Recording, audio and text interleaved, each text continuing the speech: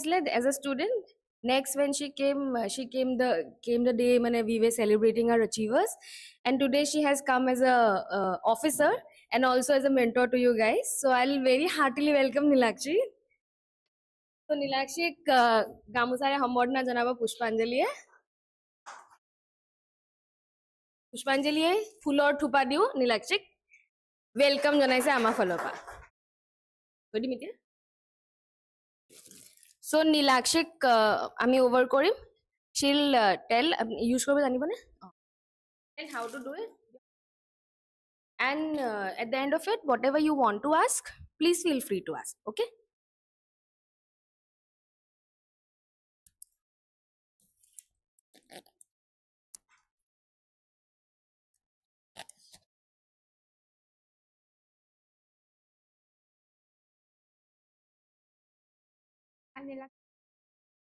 I'm already told you, I got selected as an assistant accounts officer last year in 2024 APSC.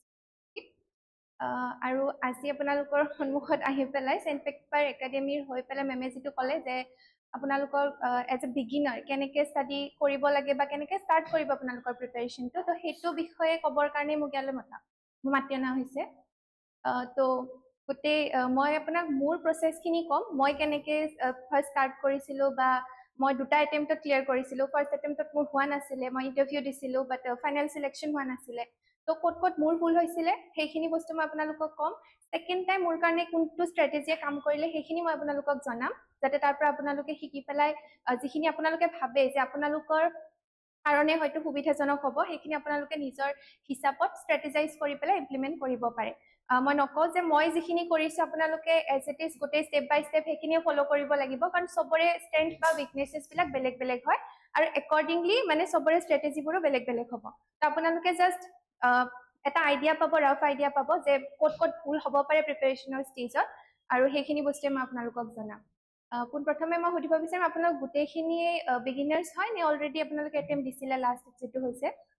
গোটেইখিনি beginners হয় ঠিক আছে তো তেতিয়াহ'লে বুজাবৰ কাৰণে বেছি ইজি হয় তো গ্ৰেজুৱেশ্যন কৰি পেলাই আহিছেনে আপোনালোকে মাষ্টাৰ্ছ কৰিছে বা কিবা প্লেন বি আছে আপোনালোকৰ বা আপোনালোকে অলৰেডি কিবা কাম কৰি আছে গ্ৰেজুৱেশ্যনৰ পিছতে তো মই নিজেও যেতিয়া গোটেই জাৰ্ণিটো ষ্টাৰ্ট কৰিছিলোঁ ময়ো গ্ৰেজুৱেশ্যন কৰি পেলাই ইমিডিয়েটলি আহিছিলোঁ তো ফাৰ্ষ্ট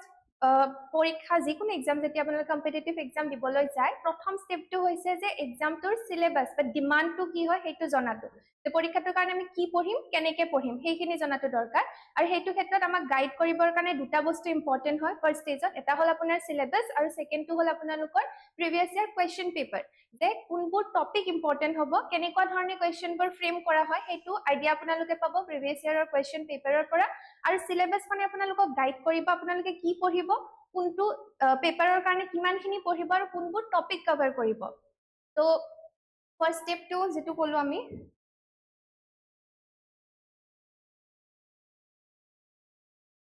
knowing the syllabus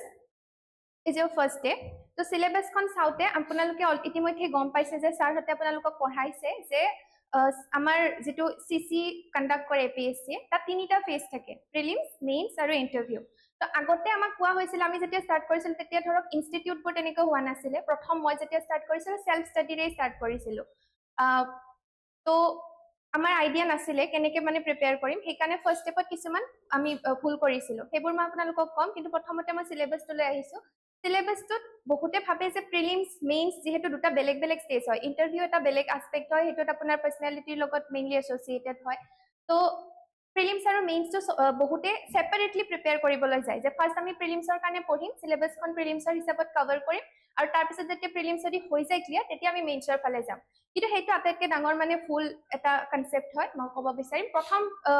যিটো মোৰ এটেম্প্ট আছিলে তাত মই সেইটো ভুল কৰিছিলোঁ যে ফাৰ্ষ্ট প্ৰিলিমছৰ কাৰণে পঢ়িলোঁ প্ৰিলিমছটো ক্লিয়াৰ হ'ল ছেকেণ্ড মেইনছৰ কাৰণে যেতিয়া 3 মান্থছৰ এটা আপুনি টাইম পিৰিয়ড পাব সেইটো সময়ত মানে ৰাফলি আমি প্ৰিপেয়াৰ কৰিম তো প্ৰিলিমছ আৰু মেইনছ আপোনালোকৰ কাৰণে যিটো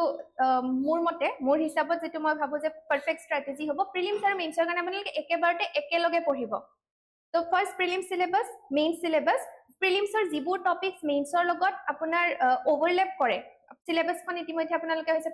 পাইছে মোৰ লগত নাই বৰ্তমান বাৰু সিলেবাসখন কিন্তু সিলেবাসখনত আপোনালোকে দেখিব যে হিষ্ট্ৰী হওক জিওগ্ৰাফি হওক ইকনমিক্স হওক বা ইণ্ডিয়ান পলিটি হওক তো এই গোটেইখিনি ইণ্ডিয়ান প্লাস আসাম পলিটি এই গোটেইখিনি বস্তু প্ৰিলিমছ আৰু মেইনছৰ কাৰণে আমাৰ কমন হয় তো এই বস্তুবোৰ এই টপিকস খিনি আপোনালোকে দুইটা এক্সামৰ কাৰণে একেলগে প্ৰিপেয়াৰ কৰি যাব মানে প্ৰিলিমছৰ কাৰণে এনেকুৱা নহয় যে আপোনালোকে অকল ফেক্টছ হিচাপতে চাব বস্তুবোৰৰ এনালাইটিকেল যেটো আসপেক্ট থাকে পলিটিতে হওক সাপোজ আপোনালোকে ফেডাৰেলিজম পঢ়ি আছে প্ৰিলিমছৰ কাৰণে ইম্পৰ্টেন্ট হ'ল যে ফেডাৰেলিজমৰ ক্যাৰেক্টাৰিষ্টিক্স কি হয় যদি আপোনালোকে লক্ষ্মীকান্ত পঢ়িছে তো তাত আপোনালোকে পাব যে ফেডাৰেলিজমৰ আন্ডাৰত কিছুমান কনসেপ্ট থাকে যিবোৰ আপোনালোকক অবজেক্টিভ কোৱেশ্চনত দি পেলাই সোধা যায় প্ৰিলিমছৰ কাৰণে যিয়াৰ কোনটো ফেডাৰেল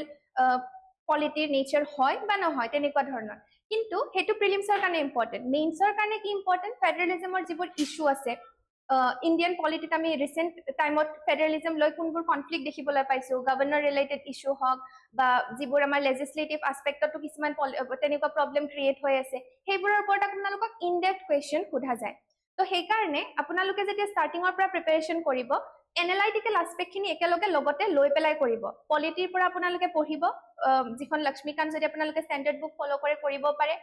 তাৰ উপৰি আপোনালোকৰ ইনষ্টিটিউট যদি কিছুমান জয়েন কৰে ইনষ্টিটিউট বোৰে আপোনালোকক কম্পাইল কৰি পেলাই গোটেইখিনি বস্তু দি দিয়ে আপোনালোকে সেইখিনি ফলো কৰিব পাৰে তো এনেকুৱা ধৰণে আপোনালোকৰ নিজৰ সুবিধা অনুসৰি যিখিনি আপোনালোকে বিচাৰে সেইখিনি তাৰ পৰা ইন ডেপথ এনালাইসিস কৰি চাই যাব সেই বস্তুটো আপোনালোকক মেইনছটো হেল্প কৰিব তাত যিবোৰ এনালাইটিকেল বা ক্ৰিটিকেল আসপেক্টত কোৱেশ্চনবোৰ সোধা হয় সেইখিনি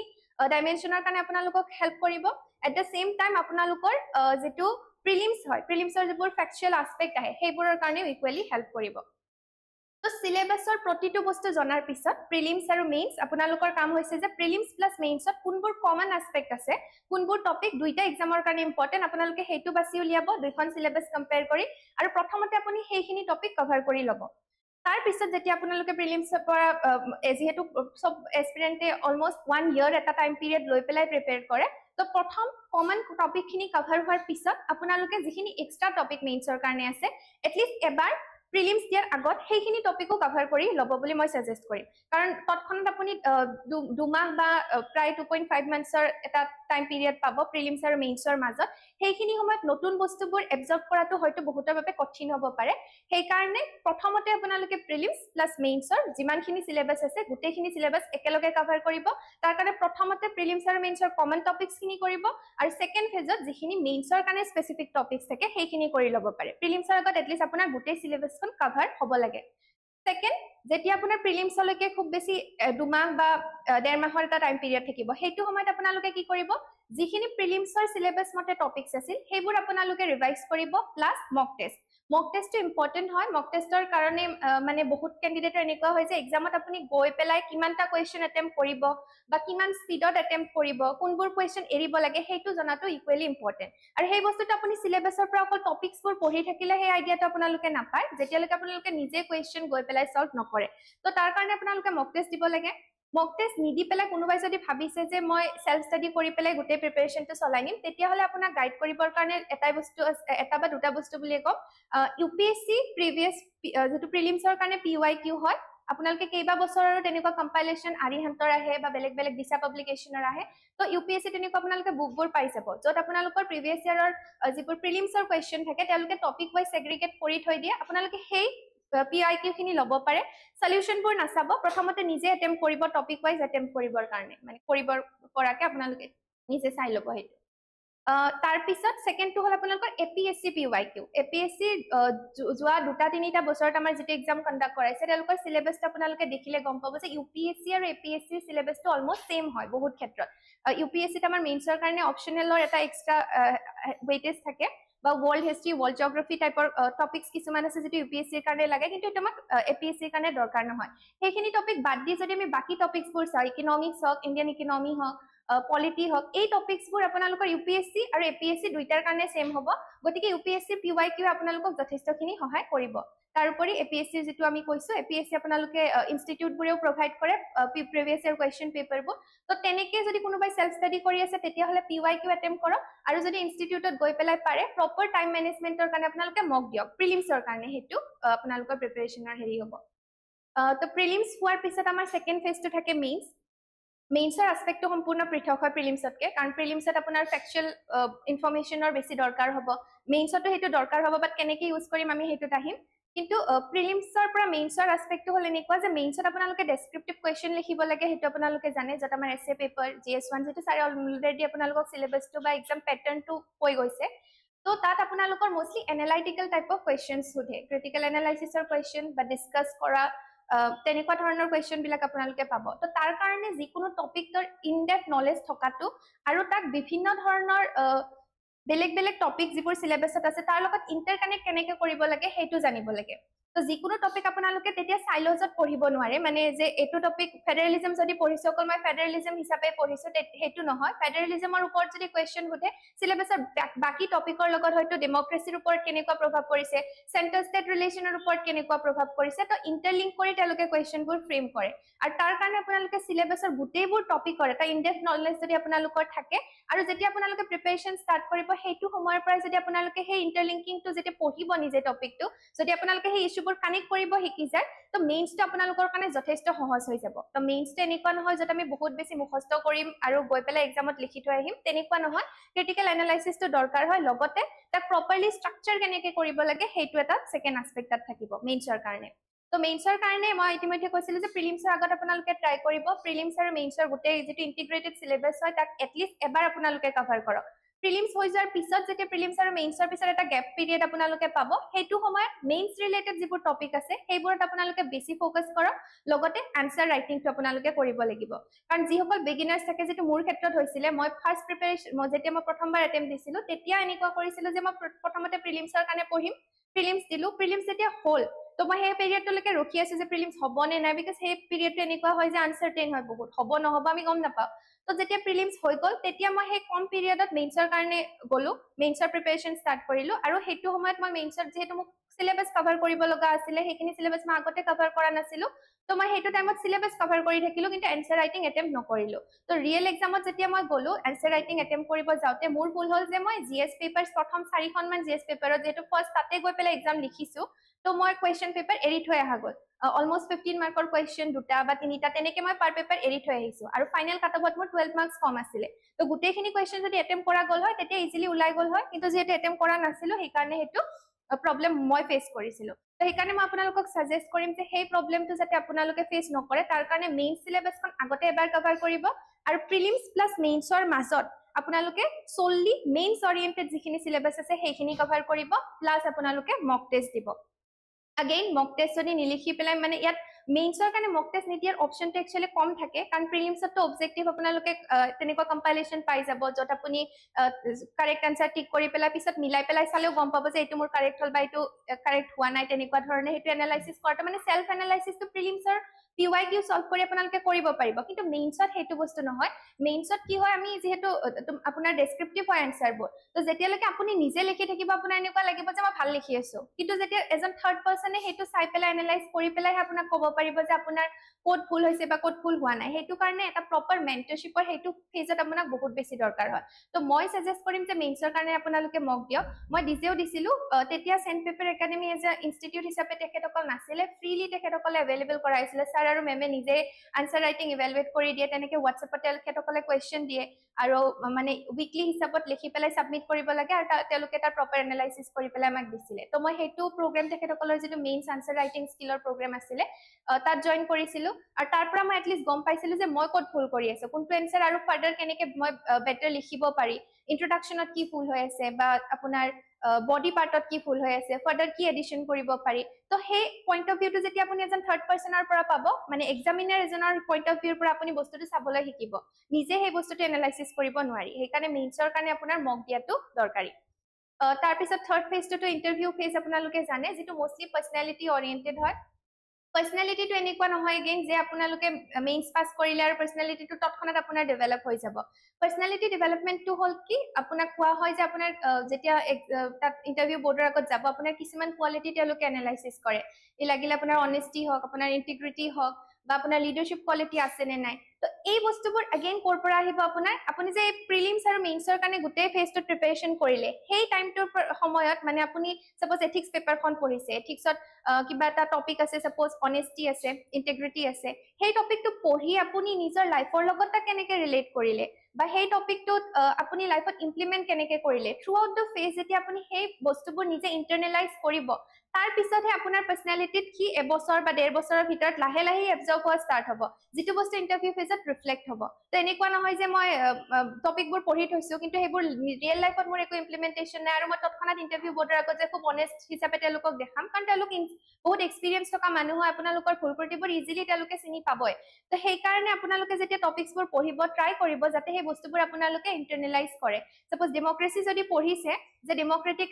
আইডিয়ালছ খিনি যিখিনি আছে বা ফেডাৰেলিজমৰ যিবোৰ আইডিয়াল আছে স্টাৰ্টিং ফেজৰ পৰা আপুনি সেই আইডিয়ালছবোৰক যে যেতিয়া ভিতৰৰ পৰা ৰেসপেক্ট দিয়া ষ্টাৰ্ট কৰিব যে সাপোজ ফ্ৰীডম অফ স্পীচ হয় বা তেনেকুৱা ধৰণৰ যিবোৰ কনসেপ্ট আছে ইকুৱালিটি লৈ পেলাই কনসেপ্টবোৰ আছে সেইবোৰ বস্তু আপুনি নিজৰ লাইফত ইমপ্লিমেন্ট কৰা ষ্টাৰ্ট কৰক আনটাচেবিলিটি ৰিলেটেড কিছুমান আপুনি প্ৰভিজন পাব কনস্টিটিউশনত সেইবোৰ বস্তু আপুনি ৰিয়েল লাইফত ইমপ্লিমেন্ট কৰক যদি আপুনি পঢ়ি আছে কিবা ইমপ্লিমেন্ট কৰি আছে কিবা আপোনাৰ পাৰ্সোনালিটিটো তেনেকৈ কেতিয়াও শেপ নহয় তো সেই কাৰণে আপোনাৰ পাৰ্সোনালিটিৰ সেই প্ৰসেসটো আপোনাৰ একেলগে মেইনছ আৰু প্ৰিলিমছৰ যেটো সিলেবাসৰ টপিকছবোৰ যেতিয়া আপুনি কভাৰ কৰি যাব তো অটোমেটিক্যালি হেতু বস্তু আপোনাৰ পাৰ্সোনালিটিৰ পাৰ্ট হ'ব তো এতিয়া আমি অলপ ডিটেইলছত মেইনছ এণ্ড প্ৰিলিমছৰ বস্তুখিনি ডিসকাস কৰিম যেহেতু আপোনালোকে বিগিনাৰ্ছৰ প্ৰথম কথা তো আমাৰ সিলেবাসটো আমি গম পালো টপিকছবোৰ কি আছে কেনেকৈ পঢ়িলে এটা ৰাফ আইডিয়া আপোনালোকে ইতিমধ্যে পাইছে তাৰ পিছত ইম্পৰ্টেন্ট কথাটো হ'ল যে আমি কি সোৰ্স ফলো কৰিম তো পঢ়াটো আমি সিলেবাসটো গম পালে এইবোৰ টপিকছ আছে এতিয়া আমি এইবোৰ ফলো কৰ পৰা কৰিম কাৰণ এতিয়া এনেকুৱা হৈছে মই তেতিয়া কোভিড পিৰিয়ডত মই প্ৰিপাৰেচন ষ্টাৰ্ট কৰিছিলো গ্ৰেজুৱেচন কৰি পেলাহে মানে তো হেতু পিৰিয়ডত হৈছিলে আমাৰ ইমানবোৰ অনলাইন সোৰ্সেস अवेलेबल নাছিলে খুব ৰিসেন্টলি অসমতটো বহুত মানে ৰিসেন্টলি বুলি ক'ব পাৰি প্ৰায় লাষ্ট 2-3 বছৰতহে ইমানখিনি আপোনালোকৰ গাইডেন্স যিবোৰ আপোনালোকে এতিয়া পাই আছে সেইবোৰ সেইখিনি সময়ত অহা নাছিলে কোভিডৰ পিছত মোস্টলি এইবোৰ আহিছে বা অনলাইন এডুকেশন টু কোভিডৰ পিছত যেটো মোমেন্টাম পালে হেতু আগতে যেহেতু নাছিলে তো ৰিসোৰ্সেস তেনেকুৱাকে अवेलेबल আপোনাৰ হাতত নাছিল খুব বেছি যদি अवेलेबल আছিল ইউপিএসসি টপাৰ্স সকলে যিবোৰ তেওঁলোকৰ গাইডেন্স প্ৰভাইড কৰে সেইখিনি বস্তু তো সেই কাৰণে মানে সিলেবাসৰ ক্ষেত্ৰত এতিয়া এনেকুৱা হৈছে যে ইনফৰমেশনৰ একদম ফ্লাডিং হৈ যায় ইন্টাৰনেটত যদি আপুনি যায় যিকোনো এটা টপিক আপুনি যদি মাৰে 10টা কোচিং ইনষ্টিটিউটৰ পৰা আপুনি 10টা ধৰণৰ ইনফৰমেশন পাব তেওঁলোকে ডিটেইল বেলেগ বেলেগ পেজত কাৰেন্ট এফেয়াৰ্স হক কভাৰ কৰি আছে তেনেকুৱাকে ধৰক আপোনাৰ বাকি সিলেবাসৰ যিকোনো টপিক আপুনি মাৰক এক্সাম্পল ৰিলেটেড এভৰিথিং সব ইনফৰমেশন আপুনি এক জায়গাতে পাই যাব ইন্টাৰনেটত আৰু সেই কাৰণে কি হয় কেতিয়াবা আমাৰ মিসগাইড হোৱা যায় আমাৰ এনেকুৱা ফিল আহে যে এইটো ইনষ্টিটিউটৰ পৰা এটা নতুন ইনফৰমেশন দিছে হেতু ইনষ্টিটিউটে এটা নতুন ইনফৰমেশন দিছে এইটো পঢ়িলে হেতু হেৰুৱালো নেকি যেটো আমি কওঁ যে ফোমো হৈ যায় ফিয়াৰ অফ মিসিং আউট যে আমি কিবা পঢ়ি থকা নাই নেকি যেটো বেলেগে কভাৰ কৰি আছে আৰু সেই ক্ষেত্ৰতে কি হৈছে আমি এটা টপিক 10টা সোৰ্সৰ পৰা পঢ়া ষ্টাৰ্ট কৰো যে মই এটা টপিকে ইমান ডেপথত পঢ়িম যে 10টা ইনষ্টিটিউটৰ 10টা মেটেৰিয়েল লৈ পেলাই মই পঢ়ি আছো আৰু মই সবতকে ভাল আনসাৰ লিখিম হেতু মিসকনসেপচন ইনিশিয়াল ফেজত থাকে কিন্তু আপোনাৰ ইউপিএসসি হক বা এপিএসসি হক এই এক্সামবোৰৰ কাৰণে মানে আপোনাৰ কম্পিটিটিভ এক্সামৰ কাৰণে সেই এপ্ৰোচটোৱে কাম নিদিয়ে আপোনাৰ কামটো হ'ল যে আপুনি ইনফৰমেশন কিমান ৰিটেইন কৰিব পাৰিছে আৰু ইনফৰমেশন ৰিটেনশনৰ কাৰণে আপোনাৰ ব্ৰেইনে কেনেকৈ কাম কৰিব যেতিয়া আপুনি এটা সোৰ্স মাল্টিপল টাইমছ পঢ়িব তেতিয়াহে আপোনাৰ এই ইনফৰমেশনখিনি মনত থাকিব আৰু এক্সামত গৈ পেলাই আপোনালোকে গম পাব যে মেইনছত আপুনি সাপোজ 10 মাৰ্কৰ এটা কোৱেশ্চন লিখিব লাগে তো হাৰ্ডলি আপুনি তাতে 7 মিনিট সময় পাব আৰু তাত গৈ পেলাই এনেকুৱা হয় যে কোৱেশ্চনটো নতুন কোৱেশ্চনটো পঢ়িব তাক বুজিব তাক লিখোতে 7 মিনিটতকৈ প্ৰ্যাকটিক্যালি কম সময় পায় সেইখিনি সময়ত আপুনি তাক ফ্ৰেম কৰিব লিখি থৈ আহিব তো ইমান ইনফৰমেশন সাপোজ আপুনি এটা কোৱেশ্চনতে 10টা ইনফৰমেশন কালেক্ট কৰিলে 10টা ইনফৰমেশন তাত লিখি থৈ আহাটো পসিবল নহয় সেইকাৰণে সদায় মনত ৰাখিব যে আপুনি যিমান লিমিটেড পঢ়িব সিমানে বেছি আপোনাৰ এপ্ৰোচটো প্ৰ্যাকটিক্যাল হ'ব এক্সামত গৈ সেইখিনি ইনফৰমেশন তাত এপ্লাই কৰাটো আপোনালোকৰ কাৰণে ইজি হ'ব তো প্ৰথমতে আমি কম যে সোৰ্সেস আপোনাৰ লিমিটেড ৰাখিব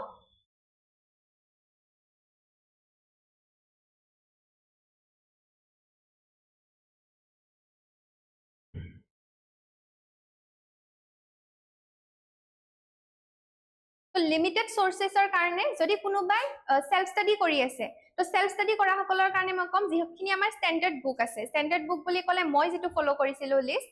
জিওগ্ৰাফিৰ কাৰণে এনসিইআৰটি 11-12 4খন এনসিইআৰটি থাকে মোস্টলি 11ৰ আপোনাৰ ব্লু কালাৰ কভাৰৰ দুখন এনসিইআৰটি আহে ফিজিক্যাল জিওগ্ৰাফিৰ ওপৰত এখন থাকে ইন্ডিয়ান জিওগ্ৰাফিৰ ওপৰত এখন থাকে সেই দুইখন এনসিইআৰটি খুব ডিটেইলছত ভালকে পঢ়িব তাত যিবোৰ ইনফৰমেশন দিয়া আছে কিন্তু তাতো কিছুমান লিমিটেশনছ আছে সেইখিনি মই কম বাৰু তো জিওগ্ৰাফিৰ কাৰণে ফাৰ্স্ট মই ফলো কৰিছিলো এনসিইআৰটি 11 12 ৰ বুক বহুতে আপোনাক সাজেষ্ট কৰিব 6 to 12 লৈ পঢ়ক হেতু কমপ্লিটলি আপোনাৰ নিজৰ ৰিকোয়াৰমেন্টৰ ওপৰত ডিপেন্ড কৰে যে 6 to 12 এনসিইআরটি পঢ়ি পেলাই আপুনি বুজি পাব নে টু 11 12 মই সাজেষ্ট কৰিম 11 12 এৰে ষ্টাৰ্ট কৰক 11 12 ত আপুনি যদি কিবা টপিক বুজি নাপায় ইউটিউবত যাক টপিকটো মাৰি দিয়ক 11 12 বুলি মাৰি দিলে তাত আপোনালোকে বহুত মানে তেনেকুৱা ভিডিঅ'স পাই যাব তাত টপিকটো আপুনি এবাৰ চাও আজিকালি এনেকুৱা বহুত চেনেল আছে যত এনিমেশনৰ থ্ৰুৰে বুজায় জিওগ্ৰাফি টপিকবোৰ তেনেকে পঢ়িবৰ কাৰণে খুব ভাল হয় তো তাত আপোনালোকে চাক যদি বুজি পায় ঠিক আছে যদি বুজি নাপায় দেন তাৰ তলৰ ক্লাছৰ যিখন এনসিইআরটি থাকিব তাত যাক তো 6 to 12 লৈকে নাজ আপোনালোকে ৰিভাৰ্সত আহক 11 12 ত যদি কিবা টপিক বুজি নাপায় তেতিয়া উল্টাকে আহিব তেতিয়া যাই পেলাই আপোনালোকে 10th ৰ এনসিইআৰটি চালে বা 9th ৰ এনসিইআৰটি চালে কাৰণ 6 ৰ পৰা যদি 12 ৰ এনসিইআৰটি বোৰ চাবলে খুব বেছিক হয় আৰু আমি স্কুল লেভেলত যদি কোনোবাই অলপমানো সোশ্যাল ষ্টাডিজ ভালকে কৰি আহিছে সেইখিনি কনসেপ্ট সবৰে থাকে তো 11 12 যদি আপুনি কৰে আপোনাৰ টাইমটো বাচি যায় যদি টপিক কিছুমান বুজি নাপায় হেতু আপুনি ইন্ডিভিজুয়ালি গৈ পেলাই ইউটিউবত সাৰ্চ কৰক আৰু তাৰ পৰা ভিডিঅটো চাই লওক বা কোনোবা টিচাৰে পঢ়াই আছে তেনেকে আপোনালোকে বুজি পাই যাব তো এনসিইআৰটি মই ভাবো মানে যিখিনি স্ট্যাটিক কনসেপ্ট থাকে সেইখিনিৰ কাৰণে সাফিশিয়েন্ট হয় 11 12 ৰ এনসিইআৰটি নেক্সট আহিল আপোনাৰ পলিটিৰ কাৰণে সবে কৈ থাকিব সদায় এটাই সোৰ্স ফলো কৰে লক্ষ্মীকান্তখন মই ডেডিকেটেডলি ফলো কৰিছিলো কিন্তু আজিকালি বহুতে ক'ব যে আপুনি ডিডি বাসু পঢ়িব পাৰে মোস্টলি মেইনস ওৰিয়েন্টেড কিছুমান কোৱেশ্চন এটা বা দুটা কোৱেশ্চন কেতিয়াবা ডিডি বাসুৰ পৰা আহি যায় ইউপিএসসি বিশেষকৈ আহে কাৰণে বহুতে আপোনাক সাজেষ্ট কৰিব মই আপোনাক দুইখন কিতাপ পঢ়াৰ কথাটো নকওঁ আপোনালোকে এখনে বেস হিচাপে লওক হয়তো আপোনালোকে কোনোবাই যদি ডিডি বাসু পঢ়িব বিচাৰে তাৰ ল্যাঙ্গুৱেজটো ভাল লাগে ইনিশিয়ালি আপুনি অকনমান এক্সপেৰিমেন্ট কৰি চাব পাৰে পিডিএফ ডাউনলোড কৰক দুটা বা এটা চেপ্টাৰ দুইখন কিতাপৰ পৰা পঢ়ক যোনখন কিতাপৰ ল্যাঙ্গুৱেজটা আপোনাৰ লাগে যে এইটো ল্যাঙ্গুৱেজ মই বেছি ভালকে বুজি পাইছো তো আপুনি সেইখন কিতাপৰ লগত যাওক দুইখন একেলগে ফলো নকৰিব এতিয়া এই যেটো আপোনাৰ ফমো হৈ যায় যে কিছুমান কোৱেশ্চন তো ডিডি বাসৰ পৰা আহি আছে লক্ষ্মীকান্তত কভাৰ নহল হেতু বস্তু কেনেকে ট্যাকল কৰিব আপুনি কোৱেশ্চন পেপাৰ লক কোৱেশ্চন পেপাৰ যেটো আমাৰ পিওয়াইকিউ আছে হেতু লক পলিটি জিএস 2 যেটো আমাৰ হয় মেইনছৰ পেপাৰ উঠাওক বা প্ৰিলিমছৰ কাৰণে জিএস 2 যেটো সেকশন আছে তাৰ পৰা পেপাৰটো উঠাওক তাত আপুনি চাও কোৱেশ্চন সলভ কৰি যে কোনখিনি কোৱেশ্চন আপুনি লক্ষ্মীকান্তৰ পৰা সলভ কৰিব পাৰিছে সেইখিনি টিক কৰি থৈ দিয়ক সাইডত লক্ষ্মীকান্তৰ এল এম তেনেকে কিবা এটা মাৰ্ক কৰি থৈ দিয়ক যে এইখিনি কোৱেশ্চন লক্ষ্মীকান্তৰ পৰা কভাৰ হৈ গল নেক্সট এক্সট্ৰা যিখিনি কোৱেশ্চন থাকিল যে লক্ষ্মীকান্তৰ পৰা কভাৰ হোৱা নাই তেতিয়া সেই টপিকছখিনি আপুনি এবাৰ গৈ ডিডি বাসুৰ পৰা চাই ল'ব পাৰে দুইখন কিতাপ গুটেই পঢ়াটো দৰকাৰী নহয় কাৰণ এনে আপোনাৰ ইমানখিনি ৰিটেনশন নহয় এক্সামত নাহিব আৰু মেইনছৰ কাৰণে পলিটিৰ অকনমান বেলেগ এটা এনালাইটিকেল টাইপৰ কোৱেশ্চন আহে যেটো হেতু এসপেক্ট বেলেগ হ'ব প্ৰিলিমছৰ কাৰণে লক্ষ্মীকান্ত আপোনাৰ মোৰ দেন সাফিশিয়েন্ট হয় কোনোবাই যদি ইনষ্টিটিউট ফলো কৰি আছে ইনষ্টিটিউটত কোনোবাই লৈছে তেতিয়া হলে মই কম যে লক্ষ্মীকান্ত পঢ়াটো দৰকাৰী নহয় আপোনালোকক যদি পলিটি তেলখেতকলে কম্পাইল কৰি দিছে অলৰেডি যিসকল টিচাৰ্স থাকে তেওঁলোকে মাল্টিপল সোর্সেস পঢ়ি পেলাই গুটে কম্পাইলেশনটো বনাই গতিকে একে ঠাইত আপুনি গুটেখিনি পাই আছে তো তেতিয়া আপুনি ভাবিব যে মোৰ লগৰজনেটো লক্ষ্মীকান্ত পঢ়ি আছে মই ইয়াতে যদি কিবা মোৰ এনেকুৱা হৈ যায় মিস হৈ যায় কিছুমান টপিক হেতু কেতিয়াও নহয় কম্পাইলেশনত আপোনালোকে সবে পাব যদি আপোনালোকে ইনষ্টিটিউট ফলো কৰি আছে তাৰ যেটো কম্পাইলেশন তাৰ যিখিনি ৰিসোৰ্সেস সেইখিনি ডেডিকেটেডলি ফলো কৰক তেতিয়া স্ট্যান্ডাৰ্ড বুকৰ ফালে না যাব স্ট্যান্ডাৰ্ড বুক অকল সেই সকলৰ কাৰণে যোনে ভাবিছে যে আমি সেলফ ষ্টাডি কৰি পেলাই অ্যাটেম্প দিম তো পলিটি লক্ষ্মীকান্তৰ কাৰণে সৰি যেটো পলিটিৰ কাৰণে আপুনি লক্ষ্মীকান্তখন ফলো কৰিব পাৰে দেন আহিল আপোনাৰ ইকোনমিক্সৰ পৰা ৰিসেন্টলি আমি দেখিছো মানে যেহেতু আমাৰ কাৰেন্ট অ্যাফেয়াৰ্সতো ইকোনমি ৰিলেটেড টপিকস মোস্টলি থাকে অসমৰ ইকোনমিৰ ওপৰত বহুত কথা চলি থাকে ইন্ডিয়ান ইকোনমিত বহুত চেঞ্জেস হৈ থাকে তো ইকোনমি এটা ভাল ওয়েটেজ দিয়া হৈছে ৰিসেন্ট টাইমত বহুত প্ৰিলিমছ আৰু মেইনছতো বহুত এনালাইটিক্যাল ভাল লেভেলৰ কোৱেশ্চন হুদি আছে ইকোনমিক্স ৰিলেটেড প্ৰিলিমছৰ কাৰণে ইকোনমি ইকুৱেলি ইম্পৰ্টেন্ট ইউপিএসসিও যদি কোনোবা অ্যাটেম্প কৰিছে দেখিব যে এতিয়া তেওঁলোকে নিউমেৰিকেল হুটাও স্টাৰ্ট কৰিছে ইকোনমিক্সৰ পৰা তো ইকোনমিক্সৰ এটা ভাল ওয়েটেজ থাকে সেইকাৰণে ভালকে তাক কভাৰ কৰাটো দৰকাৰ ইকোনমিক্সৰ কাৰণে আপোনাৰ ৰমেশ সিংৰ এখন বুক আহে যদি কোনোবাই সেলফ ষ্টাডি কৰি আছে अगेन তো ৰমেশ সিংৰ যিখন ইকোনমিক্স বুক আহে সেইখন আপোনালোকে চাব পাৰে ইকোনমিক্সৰ কাৰণে মই ইনিশিয়ালি এখন চাইছিলো কিন্তু বুকখন বহুত বাল্কি হয় সেইকাৰণে ইনিশিয়ালি যিবোৰ আপোনাৰ জিডিপি বা আপোনাৰ জিএসটিপি যিবোৰ বেসিক কনসেপ্ট থাকে এনএনপি তেনেকুৱা ধৰণৰ কনসেপ্টবোৰ ইনফ্লেশন হক ডিফ্লেশন হক এইবোৰ যিবোৰ কোৰ কনসেপ্ট থাকে সেই কনসেপ্টখিনি মই তাৰ পৰা বেসিক চাইছিলো আৰু এবাৰ যেতিয়া মই বুকখন কভাৰ কৰিছিলো মই গম পাইছিলো এগ্ৰিকালচাৰ ৰিলেটেড টপিকসবোৰ তাত ভালকে কভাৰ কৰি থৈ দিছে তো মই মেইনছৰ সময়ত সেইখিনি টপিক অকল যিখিনি টপিক মোৰ লাগে যে মেইন সিলেবাছত আছে এগ্ৰিকালচাৰ ৰিলেটেড টপিকসখিনি হক অকনমান ইনফ্ৰাষ্ট্ৰাকচাৰ ৰিলেটেড টপিকস হক যোনখিনি মেইনছৰ সিলেবাসৰ পাৰ্ট হয় সেইখিনি লাষ্টৰ পেজৰ পৰা তাৰ পৰা পঢ়িছিলো কিন্তু গুটেই কিতাপখন মই যে একদম পেজ টু পেজ পঢ়া তেনেকুৱা ধৰণৰ নাছিলে তো ইম্পৰ্টেন্ট যোনখিনি টপিকস মোৰ লাগিছিলে সেইখিনি মই তাৰ পৰা চাইছিলো সেইকাৰণে যেহেতু ইকনমিক্স বহুত বেছি বাল্কি হৈ যায় তো আপোনালোকৰ কাৰণে ভাল হ'ব যে আপোনালোকে কোচিংৰ মেটেৰিয়েলটো চাই লওক বিকজ তাত তেওঁলোকে কম্পাইল কৰি দিব plus at the same time teacher যিসকলে কম্পাইল কৰিছে তেওঁলোকে আপোনাক বুজাইও দিব টপিকসবোৰ তো এটা জায়গাতে আপোনালোকে গোটেইখিনি পাই আছে তো ইকনমিক্সৰ কাৰণে যিকোনো কোচিংৰ মেটেৰিয়েল চাত আপোনালোকৰ কাৰণে বেছি বেটাৰ হ'ব কাৰণ ৰমেশ সিংখন বাল্কি হয় তো ইমান টাইম নাথাকে নৰ্মেলি সবৰে টাৰ্গেট থাকে যে ফাৰ্স্ট এটেম্পটতে ক্লিয়াৰ কৰিব পাৰিলে ভাল কাৰণ আকৌ সেকেন্ড এটেম্পট দিব থাৰ্ড এটেম্পট দিব মেন্টালি বহুত ড্ৰেইনিং হয় গোটেই প্ৰসেসটো সেইকাৰণে ফাৰ্স্ট এটেম্পটত যদি কৰিব লাগে যিমান পাৰে টাইম সেভ কৰিব আৰু টাইম সেভ কৰাৰ কাৰণে যিবোৰ আপোনালোকৰ তাত গাইডেন্স এভেইলেবল থাকে কোচিংৰ মেটেৰিয়েলছ এভেইলেবল থাকে সেইবোৰ আপোনালোকে ফলো কৰিলে টাইমটো বহুতখিনি বাচি যায় তো ইকনমিক্সটো তাৰ পৰা আপোনালোকে চাব পাৰে তেনেকে ইকনমিক্সৰ পিছত নেক্সট ইম্পৰ্টেন্ট যেটো থাকিল আপোনাৰ পলিটি থাকিল ইকনমিক্স হৈ গল জিওগ্ৰাফি হৈ গল নেক্সট আপোনাৰ হিষ্ট্ৰী থাকিলে তো হিষ্ট্ৰী আপোনাৰ মই চাইছিলো ইণ্ডিয়ান হিষ্ট্ৰী ৰিলেটেড যেটো মই অকল স্পেক্ট্ৰামখন ফলো কৰিছিলো ইণ্ডিয়ান হিষ্ট্ৰীৰ কাৰণে আৰু আসাম হিষ্ট্ৰী পাৰ্টৰ কাৰণে এপিএসসি স্পেসিফিক মই আপোনাৰ আমি যেতিয়া পঢ়িছিলো মানে মই সেবাৰ পৰা যেহেতু কৰা আমাৰ 9 10ৰ যি দুখন সোশ্যাল ষ্টাডিৰ বুক আছিল সেই দুখন বুক মানে আসাম হিষ্ট্ৰীৰ কাৰণে যথেষ্টখিনি ভাল আছিল বহুত ইনফৰমেশন তাত আছে আহোম ডাইনেষ্টি হওক বা আমাৰ যিবোৰ এনশিয়েন্ট ডাইনেষ্টিজ হওক খুব ভালকে তাত কভাৰ কৰা আছে মই সেই দুখন বুক পঢ়িছিলো তো যেহেতু ফেমিলিয়াৰ হয় বুক দুখন 9 10ত আমি অলৰেডি পঢ়ি অহা বুক হয় তাৰ যিবোৰ কন্টেন্ট আছে ৰিটেইন কৰাটো বহুত ইজি হৈ যায় সেইটোৰ সোৰ্স আছিল আৰু মোৰ ইণ্ডিয়ান হিষ্ট্ৰীৰ কাৰণে আপোনাৰ স্পেক্ট্ৰামখন মই ফলো কৰিছিলো তো স্পেক্ট্ৰামত আপোনালোকে মোস্টলি সব পাই যাব কিন্তু স্পেক্ট্ৰামখন সৰু কিতাপ যদি ভালকে কভাৰ কৰিব খুজে আপোনালোকে বহুত বেছি টাইম নলব অলপ মানে তাত হিষ্ট্ৰী আপোনালোকে জানে বেছিভাগ ডেটস এণ্ড তেনেকুৱা ধৰণৰ আপোনালোকৰ ইনফৰমেশনবোৰ যে এইখন বেটেল ইমান চনত হল কাৰ মাজত হল তেনেকুৱা টাইপৰ ইনফৰমেশন বেছি থাকে তো সেইখিনি আপোনালোকে স্পেক্ট্ৰামৰ পৰা কভাৰ কৰিব পাৰে মই নকওঁ যে বহুত বাল্কি হৈ কভাৰ কৰিবই নোৱাৰিব কাৰণ যদি কোচিং কম্পাইলেশনো চাই এক্স্যাক্টলি সেম ইনফৰমেশন আপোনালোকে তাতে পাব হিষ্ট্ৰীৰ কম্পাইলেশনবোৰো মোস্টলি বাল্কি হয় বিকজ সেম ইনফৰমেশন তেওঁলোকে তাতেও দিয়ে তো স্পেক্ট্ৰামখন নিজে পঢ়ি চাব পাৰে আৰু কোনোবাই যদি ভাবে যে নাই মই কোচিংৰ পৰা পঢ়িব পাৰে দুইটা ৰিসোৰ্স ইকুৱেলি ভাল হয় তো যেতিয়া আপুনি হিষ্ট্ৰী পঢ়িব হেইটোত মানে মই কেইটামান টিপস দিব বিচাৰো যে কেনেকৈ আপোনালোকে হিষ্ট্ৰী ইনফৰমেশনবোৰ ৰিটেইন কৰিব জিওগ্ৰাফিৰ কাৰণে হল কি এনিমেশনৰ থ্ৰুৰে যাক আপোনালোকে যদি আপোনালোকক সাপোজ সিসমিক ওয়েভ ৰিলেটেড বা আপোনালোকৰ টেকটনিক প্লেট ৰিলেটেড কিবা তেনেকুৱা ধৰণৰ ইনফৰমেশন পঢ়ি আছে সেইবোৰ বস্তু আপুনি এনিমেশনত যেতিয়া চাব ডাইভাৰজেন্ট প্লেট বাউণ্ডাৰী কেনেকুৱা হয় কনভাৰজেন্ট প্লেট বাউণ্ডাৰী কেনেকুৱা হয় ট্ৰান্সফাৰ্স কেনেকুৱাকে হ'ব তাৰপিছত এছ ওয়েভ কি হয় পি ওয়েভ কি হয় সেইবোৰ যেতিয়া আপুনি এনিমেটেড ভিডিঅ'ছবোৰ চাব বেছি ভালকে ৰিটেইন হৈ যায় পিকচাৰবোৰ এবাৰ যেতিয়া আপোনালোকে বুজি পায় তেতিয়া সেইবোৰ বস্তু লং টাইমলৈকে আপোনাৰ ব্ৰেইনত থাকি যাব তো সাপোজ আপোনাৰ কোৱেশ্চনছ যদি যেনেকৈ তেওঁলোকে সোধে আপোনাৰ স্পেচিফিক ৰিং অফ ফায়াৰৰ ওপৰত তেওঁলোকে মেইনছত কুৱেশ্যন দিছে তো সেইবোৰ ইনফৰমেশন আপুনি প্লেট টেকটনিক যদি ভালকে পঢ়ে আপোনাৰ মনত আছে কনসেপ্টবোৰ সেইবোৰৰ বেচিছত আপুনি পঢ়িয়াকে সেইবোৰ কুৱেশ্যন এটেম্প কৰিব পাৰে তো জিওগ্ৰাফি হেইটো এটা এসপেক্ট সেকেন্ড আৰু এটা জিওগ্ৰাফিৰ এসপেক্ট মই কভাৰ কৰিব থাকি গল হেইটো মই কৰি আছো হিষ্ট্ৰীৰ পিছত তো হিষ্ট্ৰীত আপুনি যেতিয়া ইনফৰমেশনবোৰ মনত ৰাখিব লগা হয় তো তেতিয়া মই মোস্টলি এনেকুৱাকে কৰো যে আপুনি টেবলস বনাই লওক যিবোৰ war and all সেইবোৰ যিবোৰ থাকে যে এখন যুদ্ধ ইমান চনত হল এখন যুদ্ধ ইমান চনত হল আপোনাৰ স্পেক্ট্ৰামখনত গোটেই বস্তুবোৰ ক্ৰনলজিক্যালি কভাৰ হৈ আছে যে এইটোৰ পিছত হেইটো বস্তু আহিব তো স্পেক্ট্ৰাম এগেইন মডাৰ্ন হিষ্ট্ৰীৰ কাৰণে হয় হেইটো হয়তো আপোনালোকে জানিব বা যদি নাজানেও মই কৈ দিছো স্পেক্ট্ৰামখন মডাৰ্ন হিষ্ট্ৰীৰ কাৰণে হয় কিন্তু হিষ্ট্ৰী আমাৰ তিনিটা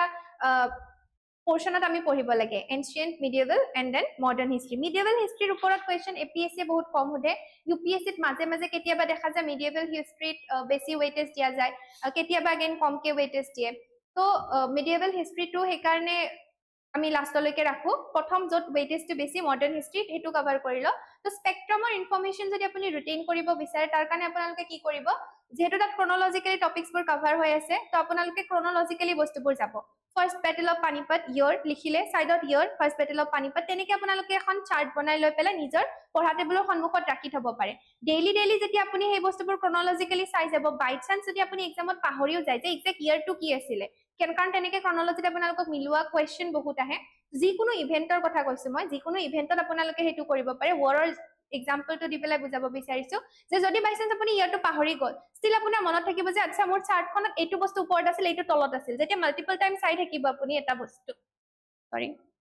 তো আপোনাৰ সাবকনশিয়াস মাইন্ডত সেই বস্তুটো ৰেজিষ্টাৰ হৈ যায় তো আপোনালোকে গম পাব যে এইটো বস্তু ওপৰত আছিল এইটো বস্তু তলত আছিল ক্ৰনলজিৰ কোৱেশ্চনবোৰ তেনেকৈ এটেম্প্ট হৈ যায় তো সেইটো এটা ট্ৰিক আপোনালোকে ইউজ কৰিব পাৰে প্ৰিলিমছৰ কাৰণে মেইনছৰ কাৰণে আপোনাক এক্সাক্ট ইয়াৰটো দৰকাৰ হ'ব আৰু সেইটো হৈছে মাল্টিপল ৰিভিজন যিমান বাৰ আপুনি পঢ়িব ইয়াৰটো অকনমান ফোকাস কৰি পেলাই পঢ়িব কিতাপখনৰ পেজটো লুটিয়াই পেলাই যেতিয়া চেপ্টাৰটো হৈ যাব লাষ্টত আকৌ আপুনি এক্টিভ ৰিকল কৰাৰ ট্ৰাই কৰিব যে এইটো চেপ্টাৰত মই কি পঢ়িলো আচ্ছা অমুকটো ৱৰ্ডৰ কথা পঢ়িলো অমুক আৰু অমুকৰ মাজত হৈছিলে ইমান ইয়াৰত হৈছিলে তেনেকে এক্টিভ ৰিকল কৰাৰ পিছে পিছে আপোনাৰ বস্তুবোৰ ভালকে মনত থাকা হৈ যাব আৰু এটা 1 ইয়াৰৰ পিৰিয়ড যেতিয়া আপুনি একে বস্তুবোৰ পঢ়ি থাকিব ৰিপিটেডলি তেতিয়া মানে আপোনাৰ নজনাকেও বহুত বস্তু মুখস্থ হৈ যায় তো হিষ্ট্ৰি সেইটো ইস্যু তেনেকে সলভ হৈ যাব আৰু বাকি ইভেন্টস বোৰটো যেহেতু হিষ্ট্ৰি আপোনাৰ ষ্টৰী হিচাপত আপোনালোকক বুজায় টিচাৰ্ছ সকলে তো তেনেকে হিষ্ট্ৰিৰ ষ্টৰীবোৰ মনত ৰখাটো ইজি হয় বা যিবোৰ ফ্যাক্টস থাকে যে সাপোজ ব্ৰিটিছে ইন্ডিয়াত আহা বা ইউৰোপিয়ান ইনভেশন হৈছিলে ইন্ডিয়াত কি ৰিজনস আছিল সেইবোৰ তেনেকুৱা ধৰণৰ বস্তুবোৰ আপোনালোকক পঢ়ালে বুজালে আপোনালোকে বুজি পালে এইটো বস্তু ৰিটেইন হৈ যাব